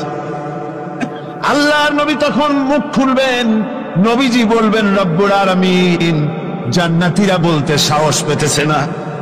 সব পেয়েছে ঠিকই, কিন্তু যার জন্য গভীর রাতের আরামের ঘুমকে হারাম করে তাহাজ্জুদের নামাজ পড়েছে, যার জন্য স্ত্রী পুত্র পরিজনের মায়া পরিত্যাগ করে জিহাদের ময়দানে শহীদ হয়েছে, যার জন্য জেল খাটলো, জরিমানা দিল, যার জন্য নির্যাতিত হলো, সে আল্লাহ রব্বুল আলামিনকে তারা এখনো দেখে নাই। আল্লাহ রব্বুল আলামিন বলবেন, আমি আমার বান্দার সে আরজ পুরা, সে আরজি পুরা করব। আল্লাহ রব্বুল আলামিন তার সামনের থেকে সমস্ত নূরের পর্দাগুলি সরে যাবে। রব্বুল আলামিন তার বান্দার দিকে, বান্দার সামনে জালুয়া আফরোজ হবেন। আল্লাহ পাক কোরআনে কারীমের ভিতরে বলছেন, উজুহু ইয়াওমাইদিন নাযিরা ইলা রাব্বিহা নাযিরা। বান্দা, আল্লাহ পাক বান্দার দিকে তাকিয়ে থাকবেন, আর সমস্ত বান্দারা আল্লাহ রাব্বুল আলামিনের দিকে তাকিয়ে থাকবে। এই অবস্থায় কত কাল চলে যাবে কেউ টের পাবে না। রব্বুল আলামিন জান্নাতের ভিতরে তোমার জান্নাতীরা যেদিন তোমাকে দেখবে, ওই দিন আমাদেরকেও জান্নাতে একটু জায়গা করে দিও আল্লাহ। আমরা যেন ওই জান্নাতের ভেতরে বসার জায়গা যদি না পাই, আমরা গুনাহগার মানুষ, জান্নাতের কোন একটু জায়গায় ঠাঁই করে দিও যেন তোমারে দেখতে পাই। আয় আল্লাহ, তোমাকে দেখার তৌফিক আমাদের দিও, যেন বলেন আমিন। চৈত্র বৈশাখ মাসে প্রখর রোদে মাটি ফেরে চৌচির হয়ে যায়। এই ফেটে যাওয়া চৌচির মাটিতে আল্লাহ পাক বৃষ্টির পানি দিয়ে এই মাটিকে, এই মৃত্যু মাটিকে আল্লাহ পাক যেভাবে জিন্দা করেন, ইন্না যালিকা লামুহয়িল মাউতা ওয়া হুয়া আলা কুল্লি শাইইন কাদির, সে আল্লাহ পাক তোমরা মরলে পরে আবার এভাবে জিন্দা করতে পারবেন। জোরে কোন সুবহানাল্লাহ। আমার ভাইয়েরা, আল্লাহ পাকের পরে বলেন, দেখো মৃত্যু জমিনকে কেমনে জিন্দা করি। আল্লাহুল্লাযী আরসালার রিয়াহা ফাতুসিরু সাহাবা ফাসুকনাহু ইলা বালাদিন মাইতিন ফাআহইয়ানা বিহিল আরদা বা'দা মাউতিহা কাযালিকান নুশুর। আমি আল্লাহ রাব্বুল আলামিন ওই সমুদ্রের নোনা পানিগুলোকে, সমুদ্রের লবণাক্ত পানিগুলিকে বাষ্পীয় আকারে উত্থিত করে মেঘমালায় পরিণত করি, আর এরপরে বাতাসকে হুকুম করি, বাতাস এই মেঘটারে টেনে নিয়ে যাও মুখ জায়গায়। মেঘ চলে এলো। আল্লাহ রাব্বুল আলামিন বলেন, মেঘ এবার বিন্দু বিন্দু করে বৃষ্টি বর্ষণ করে দে। আমার হুকুমে ওই পানিগুলি বৃষ্টি হয়ে বিন্দু বিন্দু হয়ে জমিনে পতিত হয়। আল্লাহ বলেন, এভাবে করে বৃষ্টির পানি দিয়া মরা জমিনকে জিন্দা করে দিয়া নববধূ গর্ভধারণের যেমন প্রস্তুতি নেয়, বৃষ্টির পানি পায়া মরা জমিন তেমন ফসল ধারণের জন্য প্রস্তুতি নিয়ে নেয়। সুবহানাল্লাহ বিহামদিহি। এইটা যেভাবে আমি করি, কাযালিকান নুশুর, এইভাবে করে তোমাদের কি কিয়ামতের দিন আমি জিন্দা করতে পারবো? কেমনে অস্বীকার করো? কাইফা তাকফুরুনা বিল্লাহি ওয়া কুনতুম আমওয়াতান ফাহইয়াকুম সুম্মা ইউমীতুকুম সুম্মা ইলাইহি তুরজাউন। কি করে তুমি আমাকে, আমি আল্লাহকে অস্বীকার করো? কুনতুম আমওয়াতান, তুমি ছিলে নিষ্প্রাণ, ফাহইয়াকুম, এরপরে আমি তোমাকে জিন্দা করলাম, সুম্মা ইউমীতুকুম, এরপরে তোমাকে আমি মৃত্যু করব, সুম্মা ইউহয়ীকুম, এরপরে তোমাদেরকে আবার আমি জিন্দা করব, সুম্মা ইলাইহি তুরজাউন, এরপরে তোমাদের সকলকেই আমার কাছে ফিরে আসতে হবে। দেখেন না, আমরা যখন মানুষকে কবরে রাখি, কবরে রাখা তারপরে উপরে মাটি দিয়ে কি বলেন আপনারা? মিনহা খালাকনাকুম, পড়েন, মিনহা খালাকনাকুম ওয়া ফিহা নুঈদুকুম ওয়া মিনহা নুখরিজুকুম তারাতান উখরা। এ বান্দা, এই মাটি দিয়া তোরে তৈরি করা হয়েছিল, এ মাটির ভিতরে রেখে গেলাম, আবার এই মাটি থেকে আল্লাহ রব্বুল আলামিন তোমারে জিন্দা করবেন। কিয়ামতের ময়দানে সকলকে উঠতে হবে সেখানে আল্লাহর দরবারে। আল্লাহ পাক বলছেন, বান্দা কেমনে অস্বীকার করো? ইন কুনতুম ফি রাইবিন মিনাল বাস ফাইন্না খালাকনাকুম মিন তুরাব। পরকালকে যারা অস্বীকার করো, কিয়ামতে উঠতে হবে, এটাকে কিভাবে অস্বীকার করো? চিন্তা করে দেখো, তুমি নিষ্প্রাণ মাটি ছিলে, সেই মাটি দিয়েই আমি তোমাকে তৈরি করেছি। আবার আল্লাহ পাক মানুষকে আরো বুঝান, কিয়ামত আছে, পরকাল হবে, আল্লাহর দরবারে উঠতে হবে। আলাম ইয়াকুন নুতফাতাম মিন মানিয়্যিন ইউমনা। তুমি কি মাতৃগর্ভে নিক্ষিপ্ত এক ফোঁটা পানি ছিলে না? সুম্মা কানা আলাকাতান ফাখালাকা ফাসাওয়া। এরপরে তোমাকে মাংসপিণ্ডে, জমাট রক্তে মাংসপিণ্ডে পরিণত করা হলো। এরপরে তোমাকে সুন্দর করে তোমাকে সুগঠিত করা হলো। ফাজআলা মিনহু যাওজাইনি যাকারা ওয়াল উনসা। এরপরে মাতৃগর্ভের ভিতরে আমি এটাকে পুরুষ বানালাম, কন্যা সন্তান অথবা পুত্র সন্তানে পরিণত করলাম। এইটা যে পেরেছে, যিনি পেরেছেন, আলাইসা যালিকা বিকাদিরিন আলা আইয়ুহিয়াল মাউতা। সে আল্লাহর পক্ষে কি সম্ভব নয় যে তোমার মৃত্যুর পরে তিনি আবার জিন্দা করতে পারবেন? কি বলেন সম্ভব না? তিনি পারবেন না? নিশ্চয়ই তিনি আবার কিয়ামতের মাঠে আমাদেরকে হাজির করতে পারবেন, এতে কোনো সন্দেহ নাই। আল্লাহ পাক সেই জন্য এখানে বলতেছেন যে ওরা বাল কাযযাবু বিসসাম, ওরা আসলেই পরকালকে অস্বীকার করেছে। আপনি যে নবী, এতে কোনো সন্দেহ নাই। আপনি খানা খান, আপনি বাজারে যান, এটাই মূল আপত্তির বিষয় না। মূল কথা হলো তারা পরকালকে অস্বীকার করেছে। আল্লাহ পাক বলেন, وأن الساعة آتية لا ريب فيها। অবশ্যই সে সময় আসবে, সে কিয়ামত আসবেই, এতে কোনো সন্দেহ নাই। وأن الله يبعث من في القبور। আর আল্লাহ পাক তিনি কবরের মধ্যে অন্তরিত যা কিছু আছে সবাইকে কিয়ামতের দিন আল্লাহ পাক ময়দানে উঠাবেন। কিয়ামতে আল্লাহর দরবারে সকলকে হাজির হতে হবে। আমার বন্ধুগণ, আল্লাহ পাক বলেন, ওয়ালাকাদ খালাকনাল ইনসানা মিন সুলালাতিন মিন তিন। লক্ষ্য করো, তুমি ছিলে মাটির নির্যাস থেকে তোমাকে তৈরি করা হয়েছে। শুধু মাটির নির্যাস থেকে তোমাকে কোনো মডেল ছাড়া, কোনো ধরনের আদর্শ ছাড়া, কোন ধরনের নমুনা ছাড়া তোমাকে সৃষ্টি করা হলো।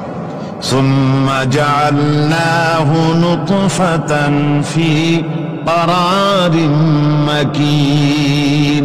এরপরে মাতৃগর্ভের একটা অত্যন্ত সুরক্ষিত জায়গায় তোমাকে সংরক্ষণ করা হয়েছিল। সুম্মা খালাকনান নুতফাতা আলাকাতান ফাখালাকনাল আলাকাতা মুদগা। রক্তপিণ্ডকে, নাপাক পানিকে জমাট রক্ত করেছি, জমাট রক্তকে আমি আবার গোশত পিণ্ডে পরিণত করেছি। ফাকাসাউনাল ইযামা লাহমা। এরপরে সুন্দর করে চামড়া দিয়া, গোশত দিয়ে একটা আকৃতি তোমাকে দান করেছি। সুম্মা আনশানাহু খালকান আখারা ফাতাবারাকাল্লাহু আহসানুল খালিকিন। এরপরে সুন্দর একটা বিশেষ একটা আকৃতি দিয়ে তোমাকে আমি সুন্দর করে সুগঠিত করে তোমাকে তৈরি করেছি। সুম্মা ইন্নাকুম বা'দা যালিকা লামাইতুন। এরপরে আমি আল্লাহ রাব্বুল আলামিন তোমাকে মৃত্যু দেব, অবশ্যই তোমাকে মৃত্যুবরণ করতে হবে। সুম্মা ইন্নাকুম ইয়াউমাল কিয়ামাতি তুবআসুন, এরপরে কিয়ামতের দিন আসবে, ওই বিশেষ মুহূর্ত আসবে, সেই নির্দিষ্ট সময় আসবে, ওই কিয়ামতের মাঠে আল্লাহর দরবারে তোমাদের সকলকে উঠতে হবে, কোনো সন্দেহ তাতে নাই। আল্লাহ পাক বলছেন وَأَعْتَدْنَا لِمَنْ كَذَّبَ بِالسَّاعَةِ سَعِيرًا, আমার এই পরকালকে, এই আখিরাতকে, কিয়ামতের দিনকে যারা অস্বীকার করবে, যারা মিথ্যা মনে করবে, আমি তাদেরকে জ্বলন্ত আগুনের শাস্তি তাদের জন্য রেখেছি। জোরে বলেন নাউজুবিল্লাহ। সেই কিয়ামত যে দিনটা আল্লাহ পাক মানুষের জন্য রেখেছেন, সেই কিয়ামতের অবস্থা বড়ই মারাত্মক। মানুষেরা তা জানে না। মানুষ যদি তা বুঝতে পারত, জানতে পারত, তাহলে মানুষেরা গুনাহের কাজ করতে পারত না। আপনারা কি চিন্তা করেন, ওই যে কাফের বলি মক্কার জীবনে, রাসূল পাক সাল্লাল্লাহু আলাইহি ওয়াসাল্লামের মক্কি জিন্দেগিতে যে সমস্ত মানুষগুলি চুরি করত, ডাকাতি করত, জিনা করত, বদমাশি করত, মানুষ হত্যা করত, এই লোকগুলি ফিরে আসলো কিসের কারণে?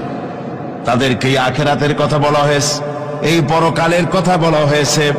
কোরআন শরীফে আল্লাহ রাব্বুল আলামিন পরকালের কথা, মৃত্যুর কথা, কিয়ামতের কথা, হাসরের কথা, সিরাতের কথা, মিজানের কথা, মওতের কথা যত বলেছেন, জান্নাতের কথা যত জায়গায় যতগুলা বলেছেন, সবগুলি আয়াতে কারিমা যদি এক জায়গায় করা যায়, তাহলে পুরা কোরআন শরীফের 1/3 10 পারার সমান হবে। জোরে বলেন সুবহানাল্লাহ। যেহেতু পরকালের চিন্তা ছাড়া মানুষের জীবন পরিচ্ছন্ন হতে পারে না, সুন্দর হতে পারে না, অপরাধ মুক্ত হতে পারে না। আল্লাহ পাক বলেন সেই দিনটি বড়ই ভয়ানক, বিপজ্জনক। ওই দিনটির ব্যাপারে আল্লাহ পাক তার বান্দাদেরকে সতর্ক করে দিয়েছেন, বান্দারা সতর্ক হয়ে যাও, এইভাবে দিন যাবে না, কিয়ামত আসবে। আর ওই কিয়ামত এত মারাত্মক হবে, আল্লাহ সতর্ক করছেন বান্দাদেরকে, ইয়া আইয়ুহান নাসুত্তাকু রাব্বাকুম ইন্না যালজালাতাস সাআতি শাইউন আযীম। হে মানব সকল, আত্মরক্ষা করো খোদার গজব থেকে, আল্লাহর গজব থেকে আত্মরক্ষা করো। ইন্না যালজালাতাস সাআতি শাইউন আযীম, সেই কিয়ামতের সেই কম্পন খুবই মারাত্মক, খুবই ভয়াবহ কম্পন সৃষ্টি হবে সেদিন। ইয়াউমা তারাউনাহা তাযহালু কুল্লু মুরদিআতিন আম্মা আরদাত, সেদিন দেখতে পাবে স্তন্যদায়িনী মা, যে মা তার সন্তানকে দুধ দেয়, ওই মাও তার দুধের বাচ্চার কথা ভুলে যাবে, মনে থাকবে না। আল্লাহ রাব্বুল আলামিন বলেন ওয়াতাদাউ কুল্লু যাতিন হামলিন হামলাহা, গর্ভধারিণী মেয়ে লোক তাদের গর্ভ খসে পড়বে। ওয়াতারান নাসা সুকারা, মানুষকে মানুষ দেখতে পাবে, মানুষগুলো উদ্ভ্রান্ত হয়ে পাগলের মতো ছুটাছুটি করছে। আল্লাহ বলেন ওয়ামা হুম বিসুকারা, আসলে এরা নেশাগ্রস্ত নয়, আসলে পাগল হয় নাই। ছুটছে কেন? কেন? স্তন্যদায়িনী মা দুধের বাচ্চার কথা ভুলে গেছে। গর্ভধারিণী গর্ভবতী নারী, তার গর্ভ খসে পড়েছে, মানুষ পাগলের মতো দৌড়াচ্ছে। কারণ কি? পাগল তো হয় নাই। আল্লাহ বলেন আসল কারণ হলো ওয়ালাকিন্না আযাবাল্লাহি শাদীদ, আল্লাহর ভয়ঙ্কর আযাব। আর এইসব দৃশ্য, এইসব কম্পন মানুষের মধ্যে ত্রাস সৃষ্টি করে দিয়েছে, এই অবস্থার সৃষ্টি করেছে। আমার ভাইয়েরা, আল্লাহ পাক বলেন ওয়ানযিরহুম ইয়াওমাল আসিফাতি ইযিল কুলুবু নাদাল হানাজির কাযিমিন। ও নবী, মানুষদেরকে আপনি সতর্ক করেন, ওই দিনটা এমন হবে, ভয়ের চোটে মানুষের কলিজা তার মুখের কাছে চলে আসবে।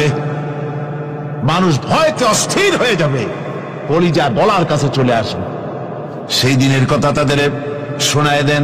ওই দিনটা এমন মারাত্মক দিন, ফাকাইফা তাত্তাকুনা ইন কাফারতুম ইয়াওমা ইয়াজআলু বিলদানা শিবা।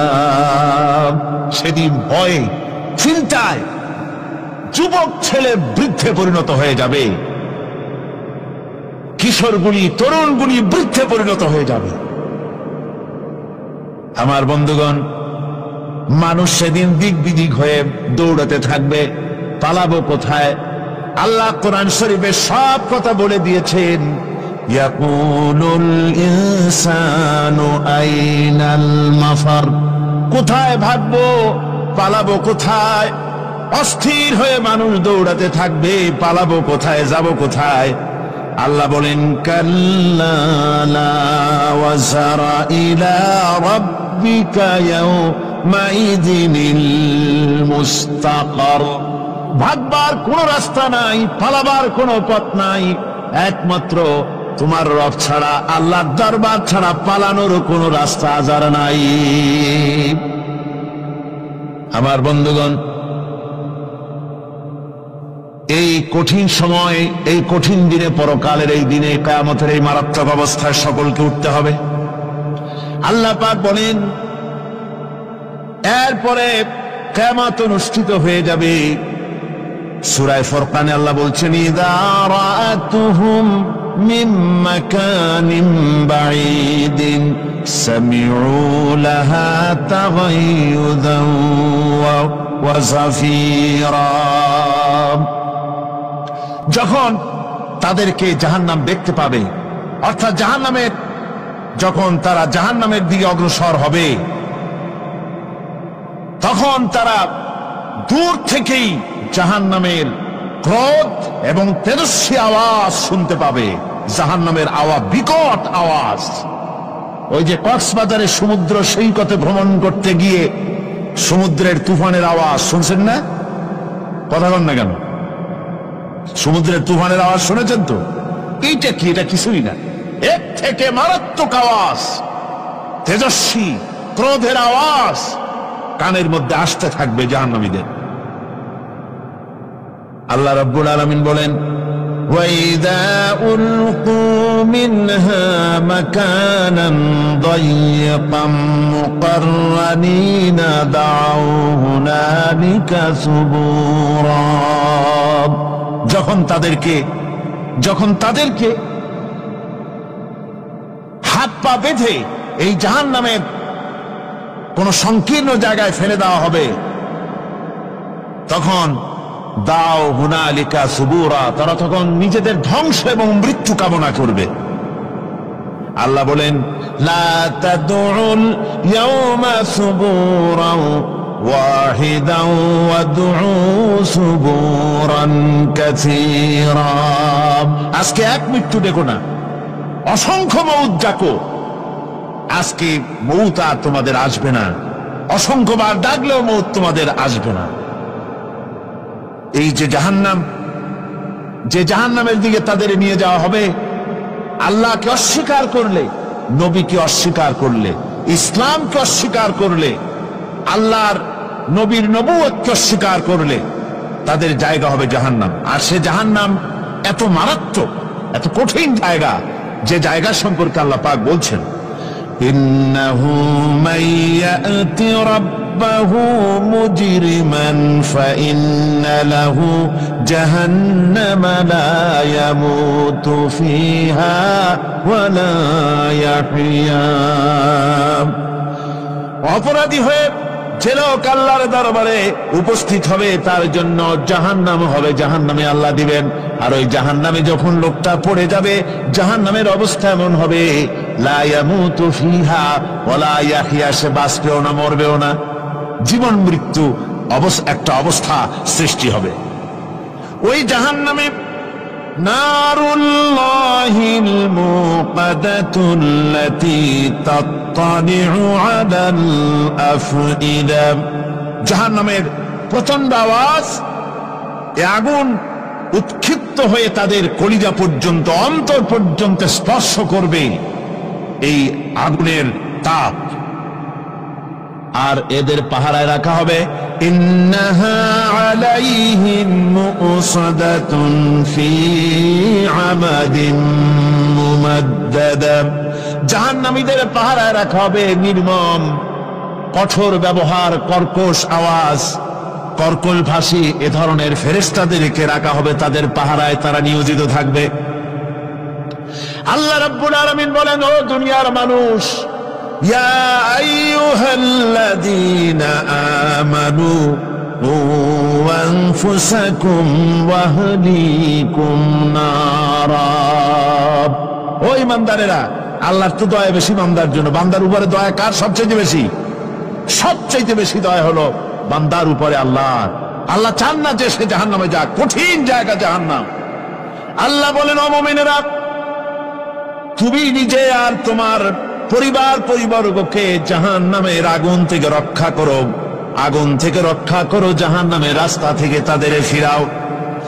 ওই জাহান্নাম, যেই জাহান্নামের ইন্ধন হবে মানুষ আর পাথর।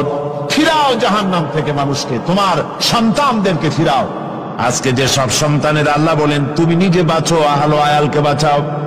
যে সব সন্তান তোমার নামাজ নাই, রোজা নাই, আল্লাহ পরকালের চিন্তা নাই, যারা ইসলামকে বিশ্বাস করে না, যারা মনে করে কোরআন হচ্ছে বেহেশত দোজখের কথা শুধু, ওতে কোন মানুষের অর্থনীতি, সমাজনীতি, রাজনীতির ব্যাপার নাই, মানুষের জীবনের দরকারি জিনিসগুলি সেখানে নাই।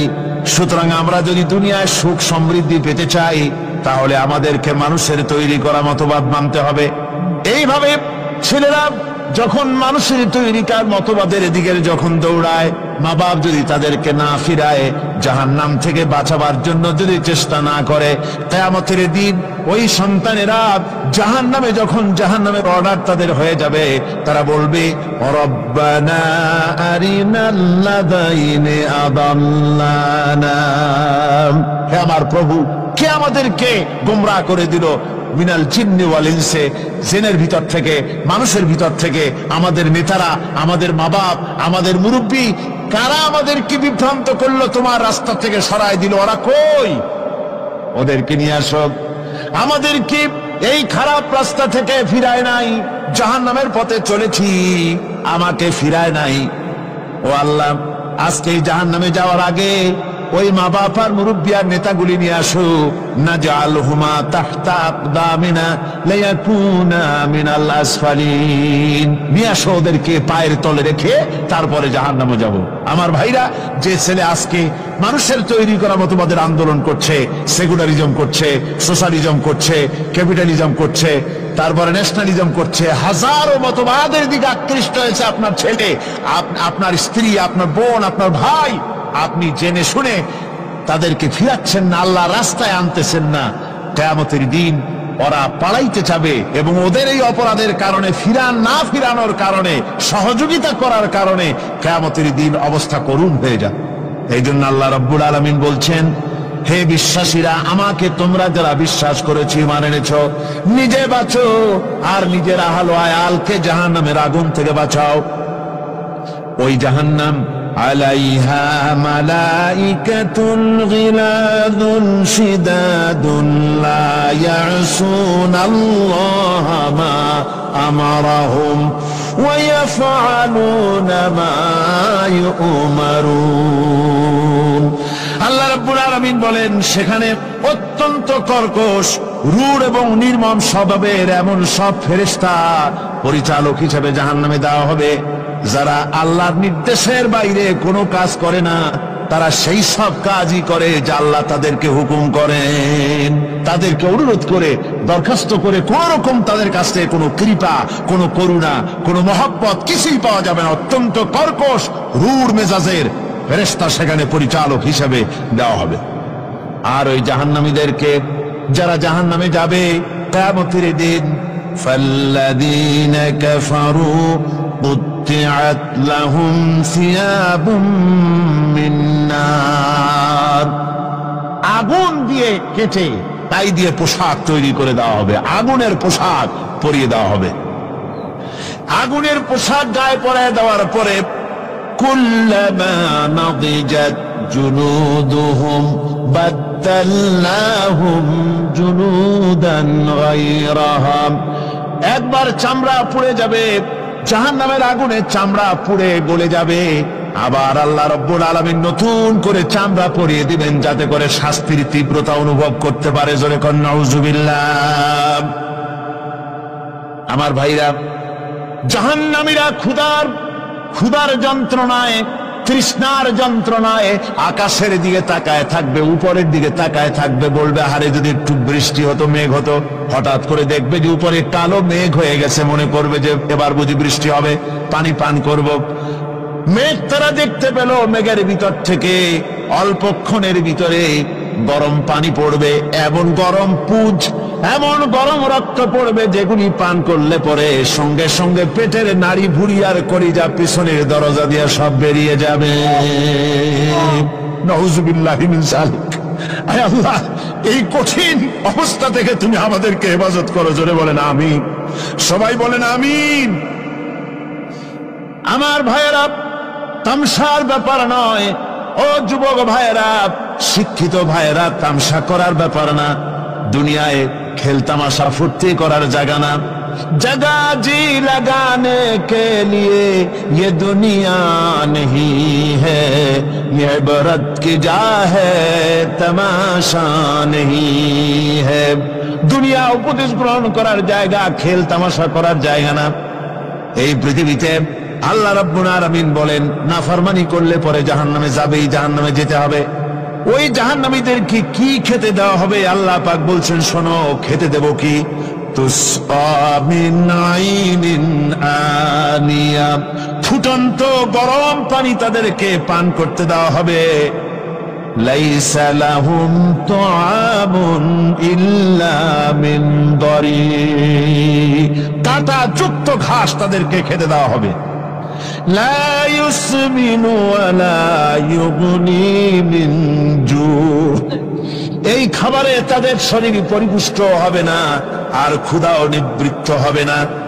আমার বন্ধুগণ, এমন কঠিন জাহান্নামের অবস্থা থেকে মাপ পাওয়ার জন্য ইমানের জোশ আসতে হবে, ইমানদার হতে হবে, আর নাফরমানিকে ছেড়ে দিতে হবে। জাহান্নামে যখন মানুষদেরকে নিয়ে যাওয়া হবে, জাহান্নামীদেরকে, ইযা উলকু ফিহা সামিউ লাহা শাহীকান ওয়া হিয়া তাফুর, যখনই ক্ষুধাদ্রোহীদেরকে জাহান্নামের দিকে নিয়ে যাওয়া হবে, আজ তো খুব মাতবাড়ি, কত ভক্ত আছে, তারপরে কত শক্তি, কত কিছু, কিন্তু আল্লাহর দরবারে যখন হাজির হবে, কোন শক্তি তখন কাজে লাগবে না, কোন শক্তি কাজে লাগবে না। জাহান্নামে যখন তাদেরকে নিয়ে যাওয়া হবে, জাহান্নাম তখন গোসায় ফেটে পড়তে থাকবে, জাহান্নামের ভিতর থেকে গর্জন আসতে থাকবে, তাকাদু তামাইয়াজু মিনাল গায়জ, জাহান্নাম যেন গোসায় ফেটে পড়তে চাইবে। কুল্লামা উলকিয়া ফিহা ফাওজুন সাআলাহুম খাজানাতুহা আলাম ইয়াতিকুম নাদির, জাহান্নামের পরিচালক বলবে, ও আল্লাহর বান্দা, কেন আজ জাহান্নামে আসলি, কেন দুজকে আসলি? আলাম ইয়াতিকুম নাদির, তোর কাছে কি কোনো ভীতি প্রদর্শক কেউ যায় নাই? কোন নবীর কথা কি শোনো নাই? কোরআনের কথা কি শোনো নাই? হাদিসের কথা কি শোনো নাই? জাহান্নামে কেন এলি? এত বড় খারাপ জায়গা কেন আসলি? শোনো নাই কি? কোনো ভয় দেখানো কেউ কি সব সতর্কবাণী শোনায় নাই? বেঈমানেরা বলবে, ক্বালু বালা ক্বাদ জাআনা নাযীর, হ্যাঁ, আমাদের কাছে এসেছিল, আমাদের কাছে ভীতি প্রদর্শনকারী এসেছিল। ফাকাযযাবনা ওয়া কুলনা মা নাযালাল্লাহু মিন শাই, এসেছিল কিন্তু আমরা বলেছি বেটা মিথ্যে কথা বলে। জোরে কর নাউজুবিল্লাহ। বেটা মিথ্যে কথা বলে। কিসের বেহেশত, কিসের দোজখ? খালি খালি দোজখের একটা ভয় দেখাইয়া দুনিয়ার এই টাটকা সুখগুলি নষ্ট করতে চায় এরা। পয়গম্বরদেরকে এরকম বলেছে, আর আলেমদেরকে যখন কোরআন হাদিস থেকে বলা হয় তখন বলে আরে সানি দোজখের কথা কইতে, দোজখ কিসের, আর বেহেশত সে তো এক অসভ্য উদ্যান, জোরে কর নাউজুবিল্লাহ। এমনি করে তারা তামসা করে। ওরা বলবে আমরা এসেছিল ভীতি প্রদর্শনকারী, আমরা মিথ্যে মনে করেছি, বলেছি ওটা মিথ্যে কথা, আর বলেছি আল্লাহ এই ধরনের কিছু নাজিল করেন নাই। জাহান্নামীরা বলবে ওয়াকালু লাউ কুন্না নাসমাউ আও নাকিলু মা কুন্না ফি আসহাবিস সাঈর। আরে লাউ কুন্না নাসমাউ, তার মানে হলো যদি আমরা শুনতাম অর্থাৎ মানতাম, যদি নবীর কথা মানতাম, কোরআনের কথা যদি মানতাম, আর যদি ভালো করে বুঝতাম, মা কুন্না ফি আসহাবিস সাঈর, তাহলে আজকে এই জাহান্নামের কঠিন শাস্তি আমাদের লাভ পেতে হতো না, জাহান্নাম থেকে বেঁচে যেতে পারতাম। কি সর্বনাশ করলাম, বুঝি নাই, যা কিছু শুনেছি মানুষের কথা মতো শয়তানের ওয়াসওয়াসায় পড়ে তো ভুলই করলাম। সেদিন যতই আফসোস করা হোক না কেন, এই আফসোস কোনো কাজে লাগবে না। কুল আযালিকা খায়রুন আম জান্নাতুল খুলদিল্লাতী উইদাল মুত্তাকুন কানাত লাহুম জাযাআন ওয়া মাসীরা। আল্লাহ বলছেন এই সব কথা বলার পরে, জাহান্নামের সব শাস্তির কথা শুনায়া আল্লাহ বলছেন বলেন কুল আযালিকা খায়রুন, এই পরিণতি কি ভালো যে জাহান্নামের পরিণতির কথা বলা হলো? তোমরা যে সমস্ত অবাধ্যতা করতেছো, ঈমান আনতেছো না, নবীকে গালাগালি করছো, ইসলাম মানতেছো না, নাফরমানি করছো, এর পরিণতি যা হবে, আযালিকা খায়রুন, এই পরিণতি কি ভালো? আম জান্নাতুল খুলদিল্লাতী উইদাল মুত্তাকুন, অথবা সেই চিরন্তন জান্নাত যার ওয়াদা করেছেন আল্লাহ পাক মুত্তাকিনদের জন্য, কানাত লাহুম জাযাআন ওয়া মাসীরা, যে জান্নাত হবে তাদের কর্মের প্রতিফল, আর এটাই হবে তাদের মহাযাত্রার শেষ মঞ্জিল। সেই জান্নাত, যে জান্নাত আল্লাহ রেখেছেন মুমিনদের জন্য। কাদের জন্য জান্নাত? মুমিনদের জন্য। সেটা এমন জান্নাত হবে লাহুম ফিহা মা ইয়াশাউনা খালিদিন, যা চাইবে মনের আশা আকাঙ্ক্ষা অনুযায়ী সব পাবে বেহেশতের মধ্যে। খালিদিন, চিরকাল সেখানে থাকবে। কানা আলা রাব্বিকা ওয়াদাম মাসউলা, এটা হচ্ছে তোমার রবের অবশ্য পূরণীয় ওয়াদা। জোরে বলেন সুবহানাল্লাহ। এটা তোমার আল্লাহর ওয়াদা এবং অবশ্যই তিনি তা পূরণ করবেন। তোমরা জান্নাতে থাকবে, সেখানে যা চাইবে তাই পাবে। একজন বলছিল জান্নাতে যাইয়া যা চাইবো তাই যদি পাই তাহলে তো খুব ভালো কথা। কয় যে হুজুর আমার তো হুক্কা খাওয়ার দারুণ অভ্যাস, তা বেহেশতের মধ্যে হুক্কা পাবো?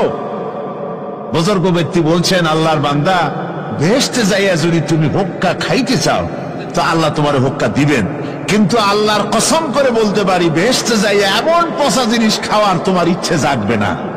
এত ভালো জিনিস তুইয়া এই পচা জিনিস খাওয়ার ইচ্ছা তোমার জাগবে না মনের ভিতরে। বেহেশত আল্লাহ রাব্বুল আলামিন মুমিনদের জন্য রেখেছেন। আমার ভাইয়েরা, সে বেহেশতের বর্ণনা কোরআনে কারীমের মধ্যে আল্লাহ দিয়েছেন। একদিকে জাহান্নাম, কোরআনের বর্ণনা কত সুন্দর। জাহান্নামের কথা শুনতে শুনতে লোকেরা আল্লাহর ভয়তে হতাশ হয়ে যেতে পারে, আল্লাহর ভয়তে। সেই জন্য যত জায়গায় জাহান্নামের বর্ণনা আছে, সাথে সাথে আবার আশার সঞ্চার করার জন্য আল্লাহ জান্নাতের কথা বলেছেন। কাহার এবং জব্বার নাম আল্লাহ যেখানে ব্যবহার করেছেন, সাথে সাথে আবার গফুর রহিম নাম ব্যবহার করেছেন, বান্দা যেত হয়রান হয়ে না যায়। আমার ভাইয়েরা, একদিকে জাহান্নামের এই কঠিন শাস্তির কথা, আবার অপরদিকে আল্লাহ বলেন শোনো, এমন জান্নাত আমি রেখেছি, মাসালুল জান্নাতিল্লাতী উইদাল মুত্তাকুন, এমন বেহেশত মুত্তাকিনদের জন্য যার ওয়াদা করা হয়েছে, এমন বেহেশত সেটা ফিহা আনহারুম মিন মাইন গায়রি আসিন, সেখানে এমন সুন্দর স্বচ্ছ পানির ঝর্ণাধারা, সুমিষ্ট পানির ঝর্ণাধারা রাখা হয়েছে। ওয়া আনহারুম মিন লাবানিন লাম ইয়াতাগায়্যার তা'আমুহু, আর সেখানে দুধের ঝর্ণা রাখা হয়েছে যার স্বাদ কখনো নষ্ট হবে না। ওয়া আনহারুম মিন খামরিন লাযযাতান লিশ-শারিবিন, আর রাখা হয়েছে পানীয়ের ঝর্ণাধারা যা পানকারীদের জন্য অত্যন্ত সুন্দর হবে, খুবই সুস্বাদু হবে। আর রাখা হয়েছে ওয়া আনহারুম মিন আসালিম মুসাফফা, পরিষ্কার পরিচ্ছন্ন সুস্বাদু মধুর ঝর্ণা। জোরে বলেন সুবহানাল্লাহ।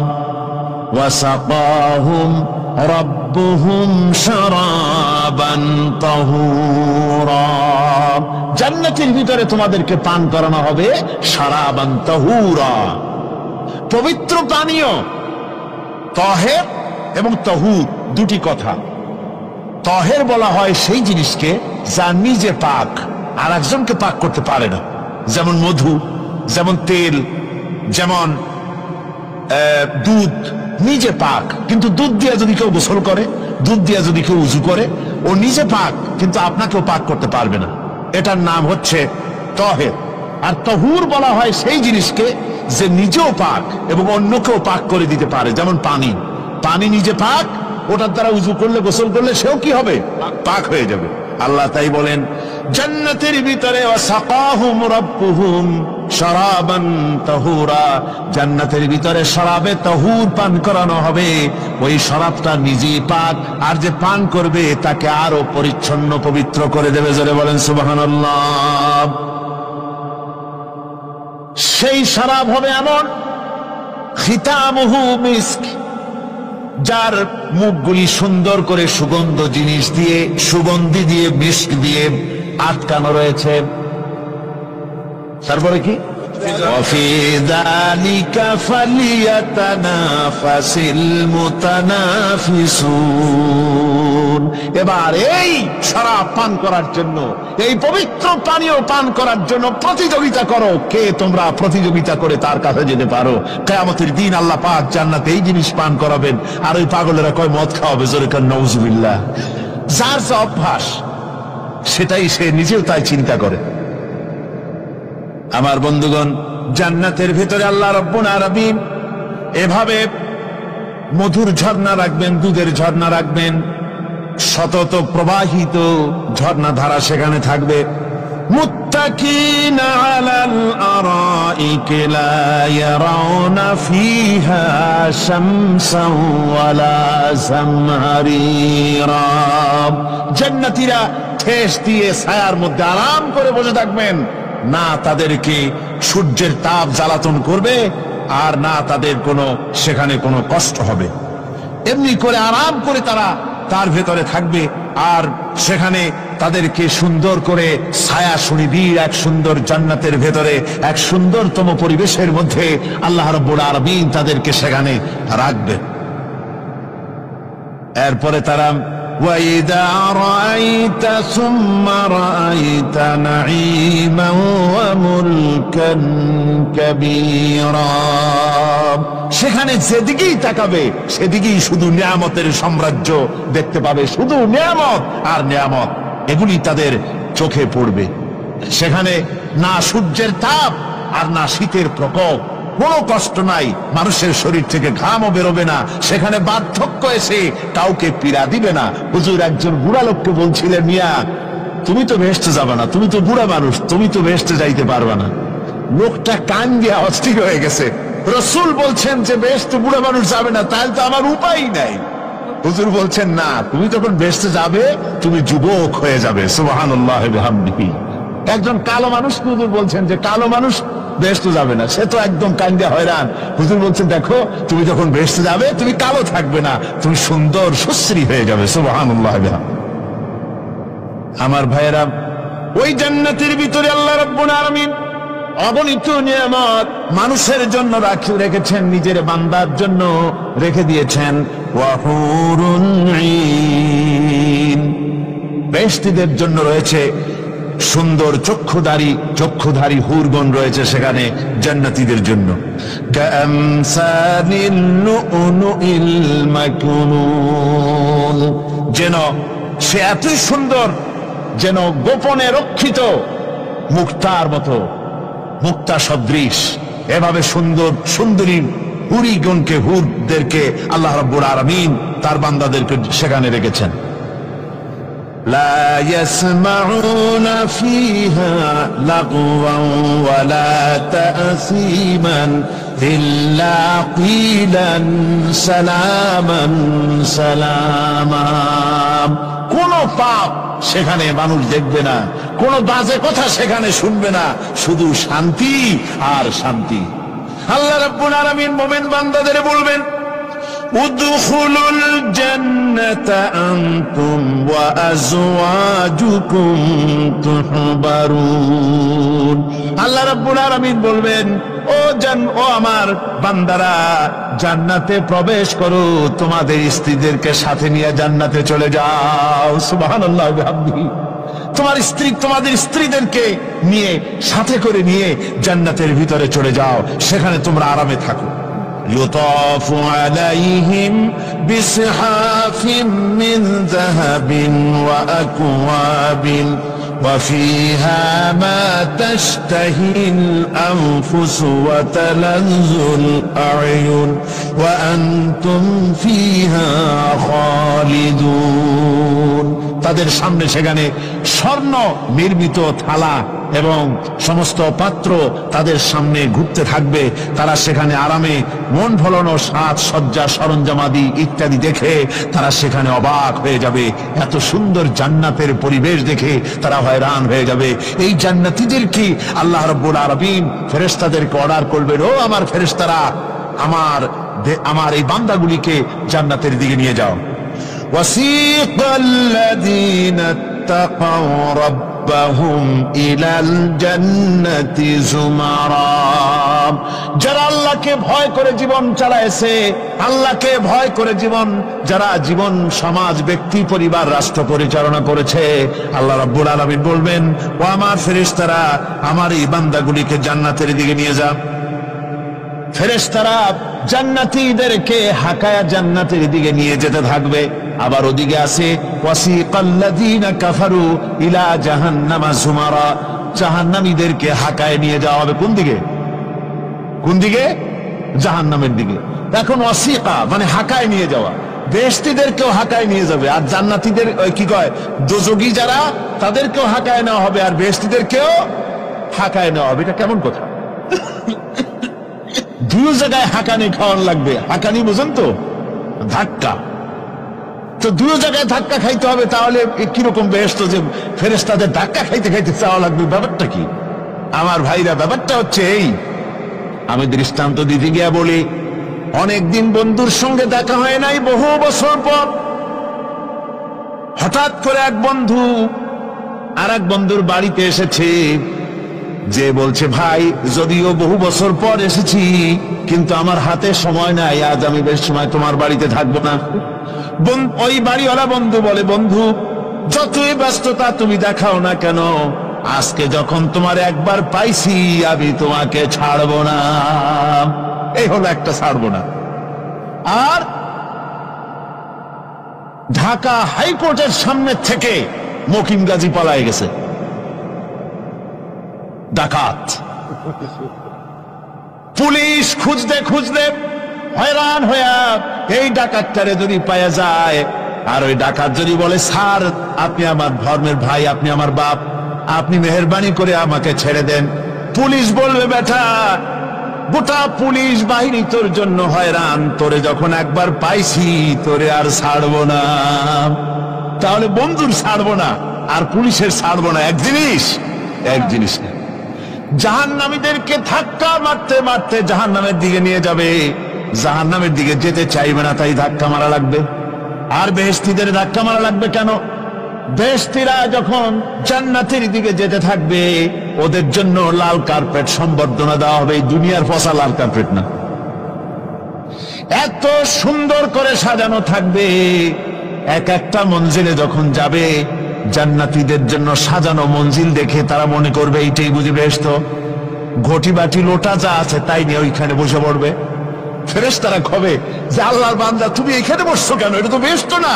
কয় এক থেকেও ভালো আছে নাকি? কয় আছে না, ওঠো আরে মিয়া উঠো। এইভাবে করে ধাক্কা মারবে, ওঠো সামনে যাও। আবার যখন সামনে যাবে সেখানে এর থেকে আরো সুন্দর পরিবেশ দেখে ওইখানে আবার বসে পড়বে, মনে করবে এটা বুঝি বেহেশত। বলা হয় ফেরেশতারা বলবে আল্লাহর বান্দা এটা জান্নাত না, এর থেকেও ভালো জায়গা, সুন্দর জায়গা আছে। এইভাবে ধাক্কা মারতে মারতে তাদেরকে জান্নাতের কাছে নিয়ে যাওয়া হবে। হাত্তা ইযা জাউহা ওয়া ফুতিহাত আবওয়াবুহা ওয়া ক্বালা লাহুম খাযানাতুহা সালামুন আলাইকুম তিবতুম ফাদখুলুহা খালিদিন।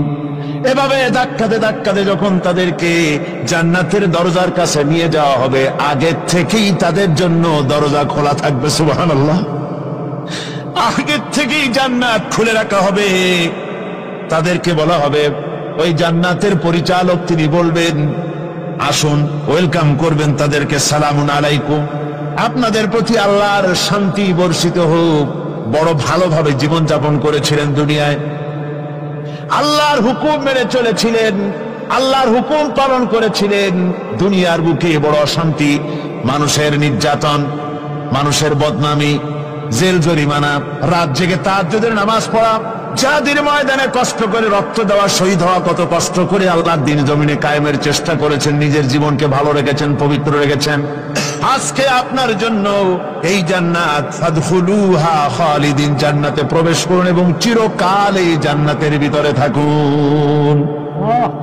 আল্লাহ রাব্বুল আলামিন ওই জান্নাতের সবকিছু দান করে দেবেন তাদেরকে, বেহেশতের মধ্যে তারা পৌঁছে যাবে। আর এই বেহেশতে পৌঁছে যাওয়ার আগে আরেকটি ঘটনা ঘটবে, সেটা হচ্ছে আল্লাহর নবী তিনি কাঁদতে থাকবেন। আল্লাহ রাব্বুল আলামিন বলবেন, নবী আপনি কাঁদেন কেন? আজকে তো আপনার কাঁদার দিন না, আজকে তো কাঁদার দিন না, কেন কাঁদেন? মাকামে মাহমুদ দিয়েছি, আপনাকে কাউসার দান করেছি, কেন কাঁদেন? নবীজি বলবেন, রব্বুল আলামিন আমি দেখতে পাচ্ছি মাঝে মাঝে ফেরেশতারা আমার উম্মত গুলিকে জাহান্নামের দিকে নিয়ে যাচ্ছে। আল্লাহ রাব্বুল আলামিন বলবেন, ও আমার নবী, ও আমার হাবিব, জান্নাতি উম্মত গুলি আর যদি আপনি বাছাই করে নেন। হযরত আয়েশা রাদিয়াল্লাহু তাআলা আনহা বলেছেন, একথা শোনার পরে আমি প্রশ্ন করলাম, ইয়া রাসূলুল্লাহ, ওই পরকালে কিয়ামতের ময়দানে অসংখ্য নবীদের মাঝে, অসংখ্য উম্মতের মধ্য থেকে আপনার জান্নাতি উম্মত আপনি কি করে বেছে নেবেন?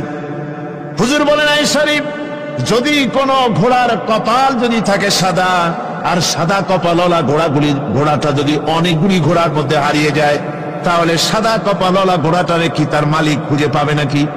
হযরত আয়েশা বলেন, হুজুর অনায়াসে পাবে। হুজুর বলেন, কিয়ামতের দিন অসংখ্য মানুষের ভিতরে আমার জান্নাতি উম্মত আমি এইভাবে বেছে নেব, যারা দুনিয়ার ভেতরে নামাজ পড়েছে, ঈমান এনেছে, ঈমানদার ছিল, দ্বীনের কাজ করেছে, আল্লাহর সাথে নাফরমানি করে নাই, নামাজ পড়েছে সঠিকভাবে, আল্লাহর সঙ্গে নাফরমানি করে নাই, সঠিকভাবে দ্বীন পালন করেছে, তাদের চেহারার ভিতরে ঈমানের নূর চড়বে। ওই ঈমানের নূরের চমক দেখে দেখে আমার উম্মত গুলি আমি বাছাই করব। সেদিন ওই কিয়ামতের ময়দানে যারা নামাজ পড়ে না, রোজা রাখে নাই, বরং দ্বীনের সঙ্গে বিরোধিতা করেছে, আল্লাহর সঙ্গে নাফরমানি করেছে, ইসলামকে অস্বীকার করেছে, আল্লাহর দ্বীন যারা জমিনে কায়েম করতে চায় তাদের সঙ্গে বেয়াদবি করেছে, ওরা বলবে, হে রাসূল আমিও তো আপনার উম্মত, আমারও সুপারিশ করুন। আল্লাহ নবী বলবেন, ভেগে যাও, দূর হয়ে যাও, তুমি যদি আমার উম্মত হবে তাহলে এসব উম্মতের মতো ঈমানের নূরের চমক তোমার ভিতরে আমি দেখতে পেতাম। ওই হাসরের ময়দানে আল্লাহ নবী যদি বলেন, তুমি আমার উম্মত নও, ভেগে যাও, এর থেকে অসহায়, এর থেকে এতিম অবস্থার মানুষের জন্য কিছু হতে পারে না। আল্লাহ এই দুরবস্থা থেকে আমাদেরকে যেন হেফাজত করেন। আল্লাহ রব্বুল আলামিন যেন আমাদেরকে নবীর সুপারিশ কিয়ামতের দিন আমাদের জন্য নসিব করে দেন। জোরে বলেন আমিন। আল্লাহ পাক জিজ্ঞেস করবেন, ও আমার বান্দারা, ও আমার জান্নাতি বান্দারা, আমি তোমাদেরকে যে সব ওয়াদা করেছিলাম সে ওয়াদা মতো সব পাইছো কিনা?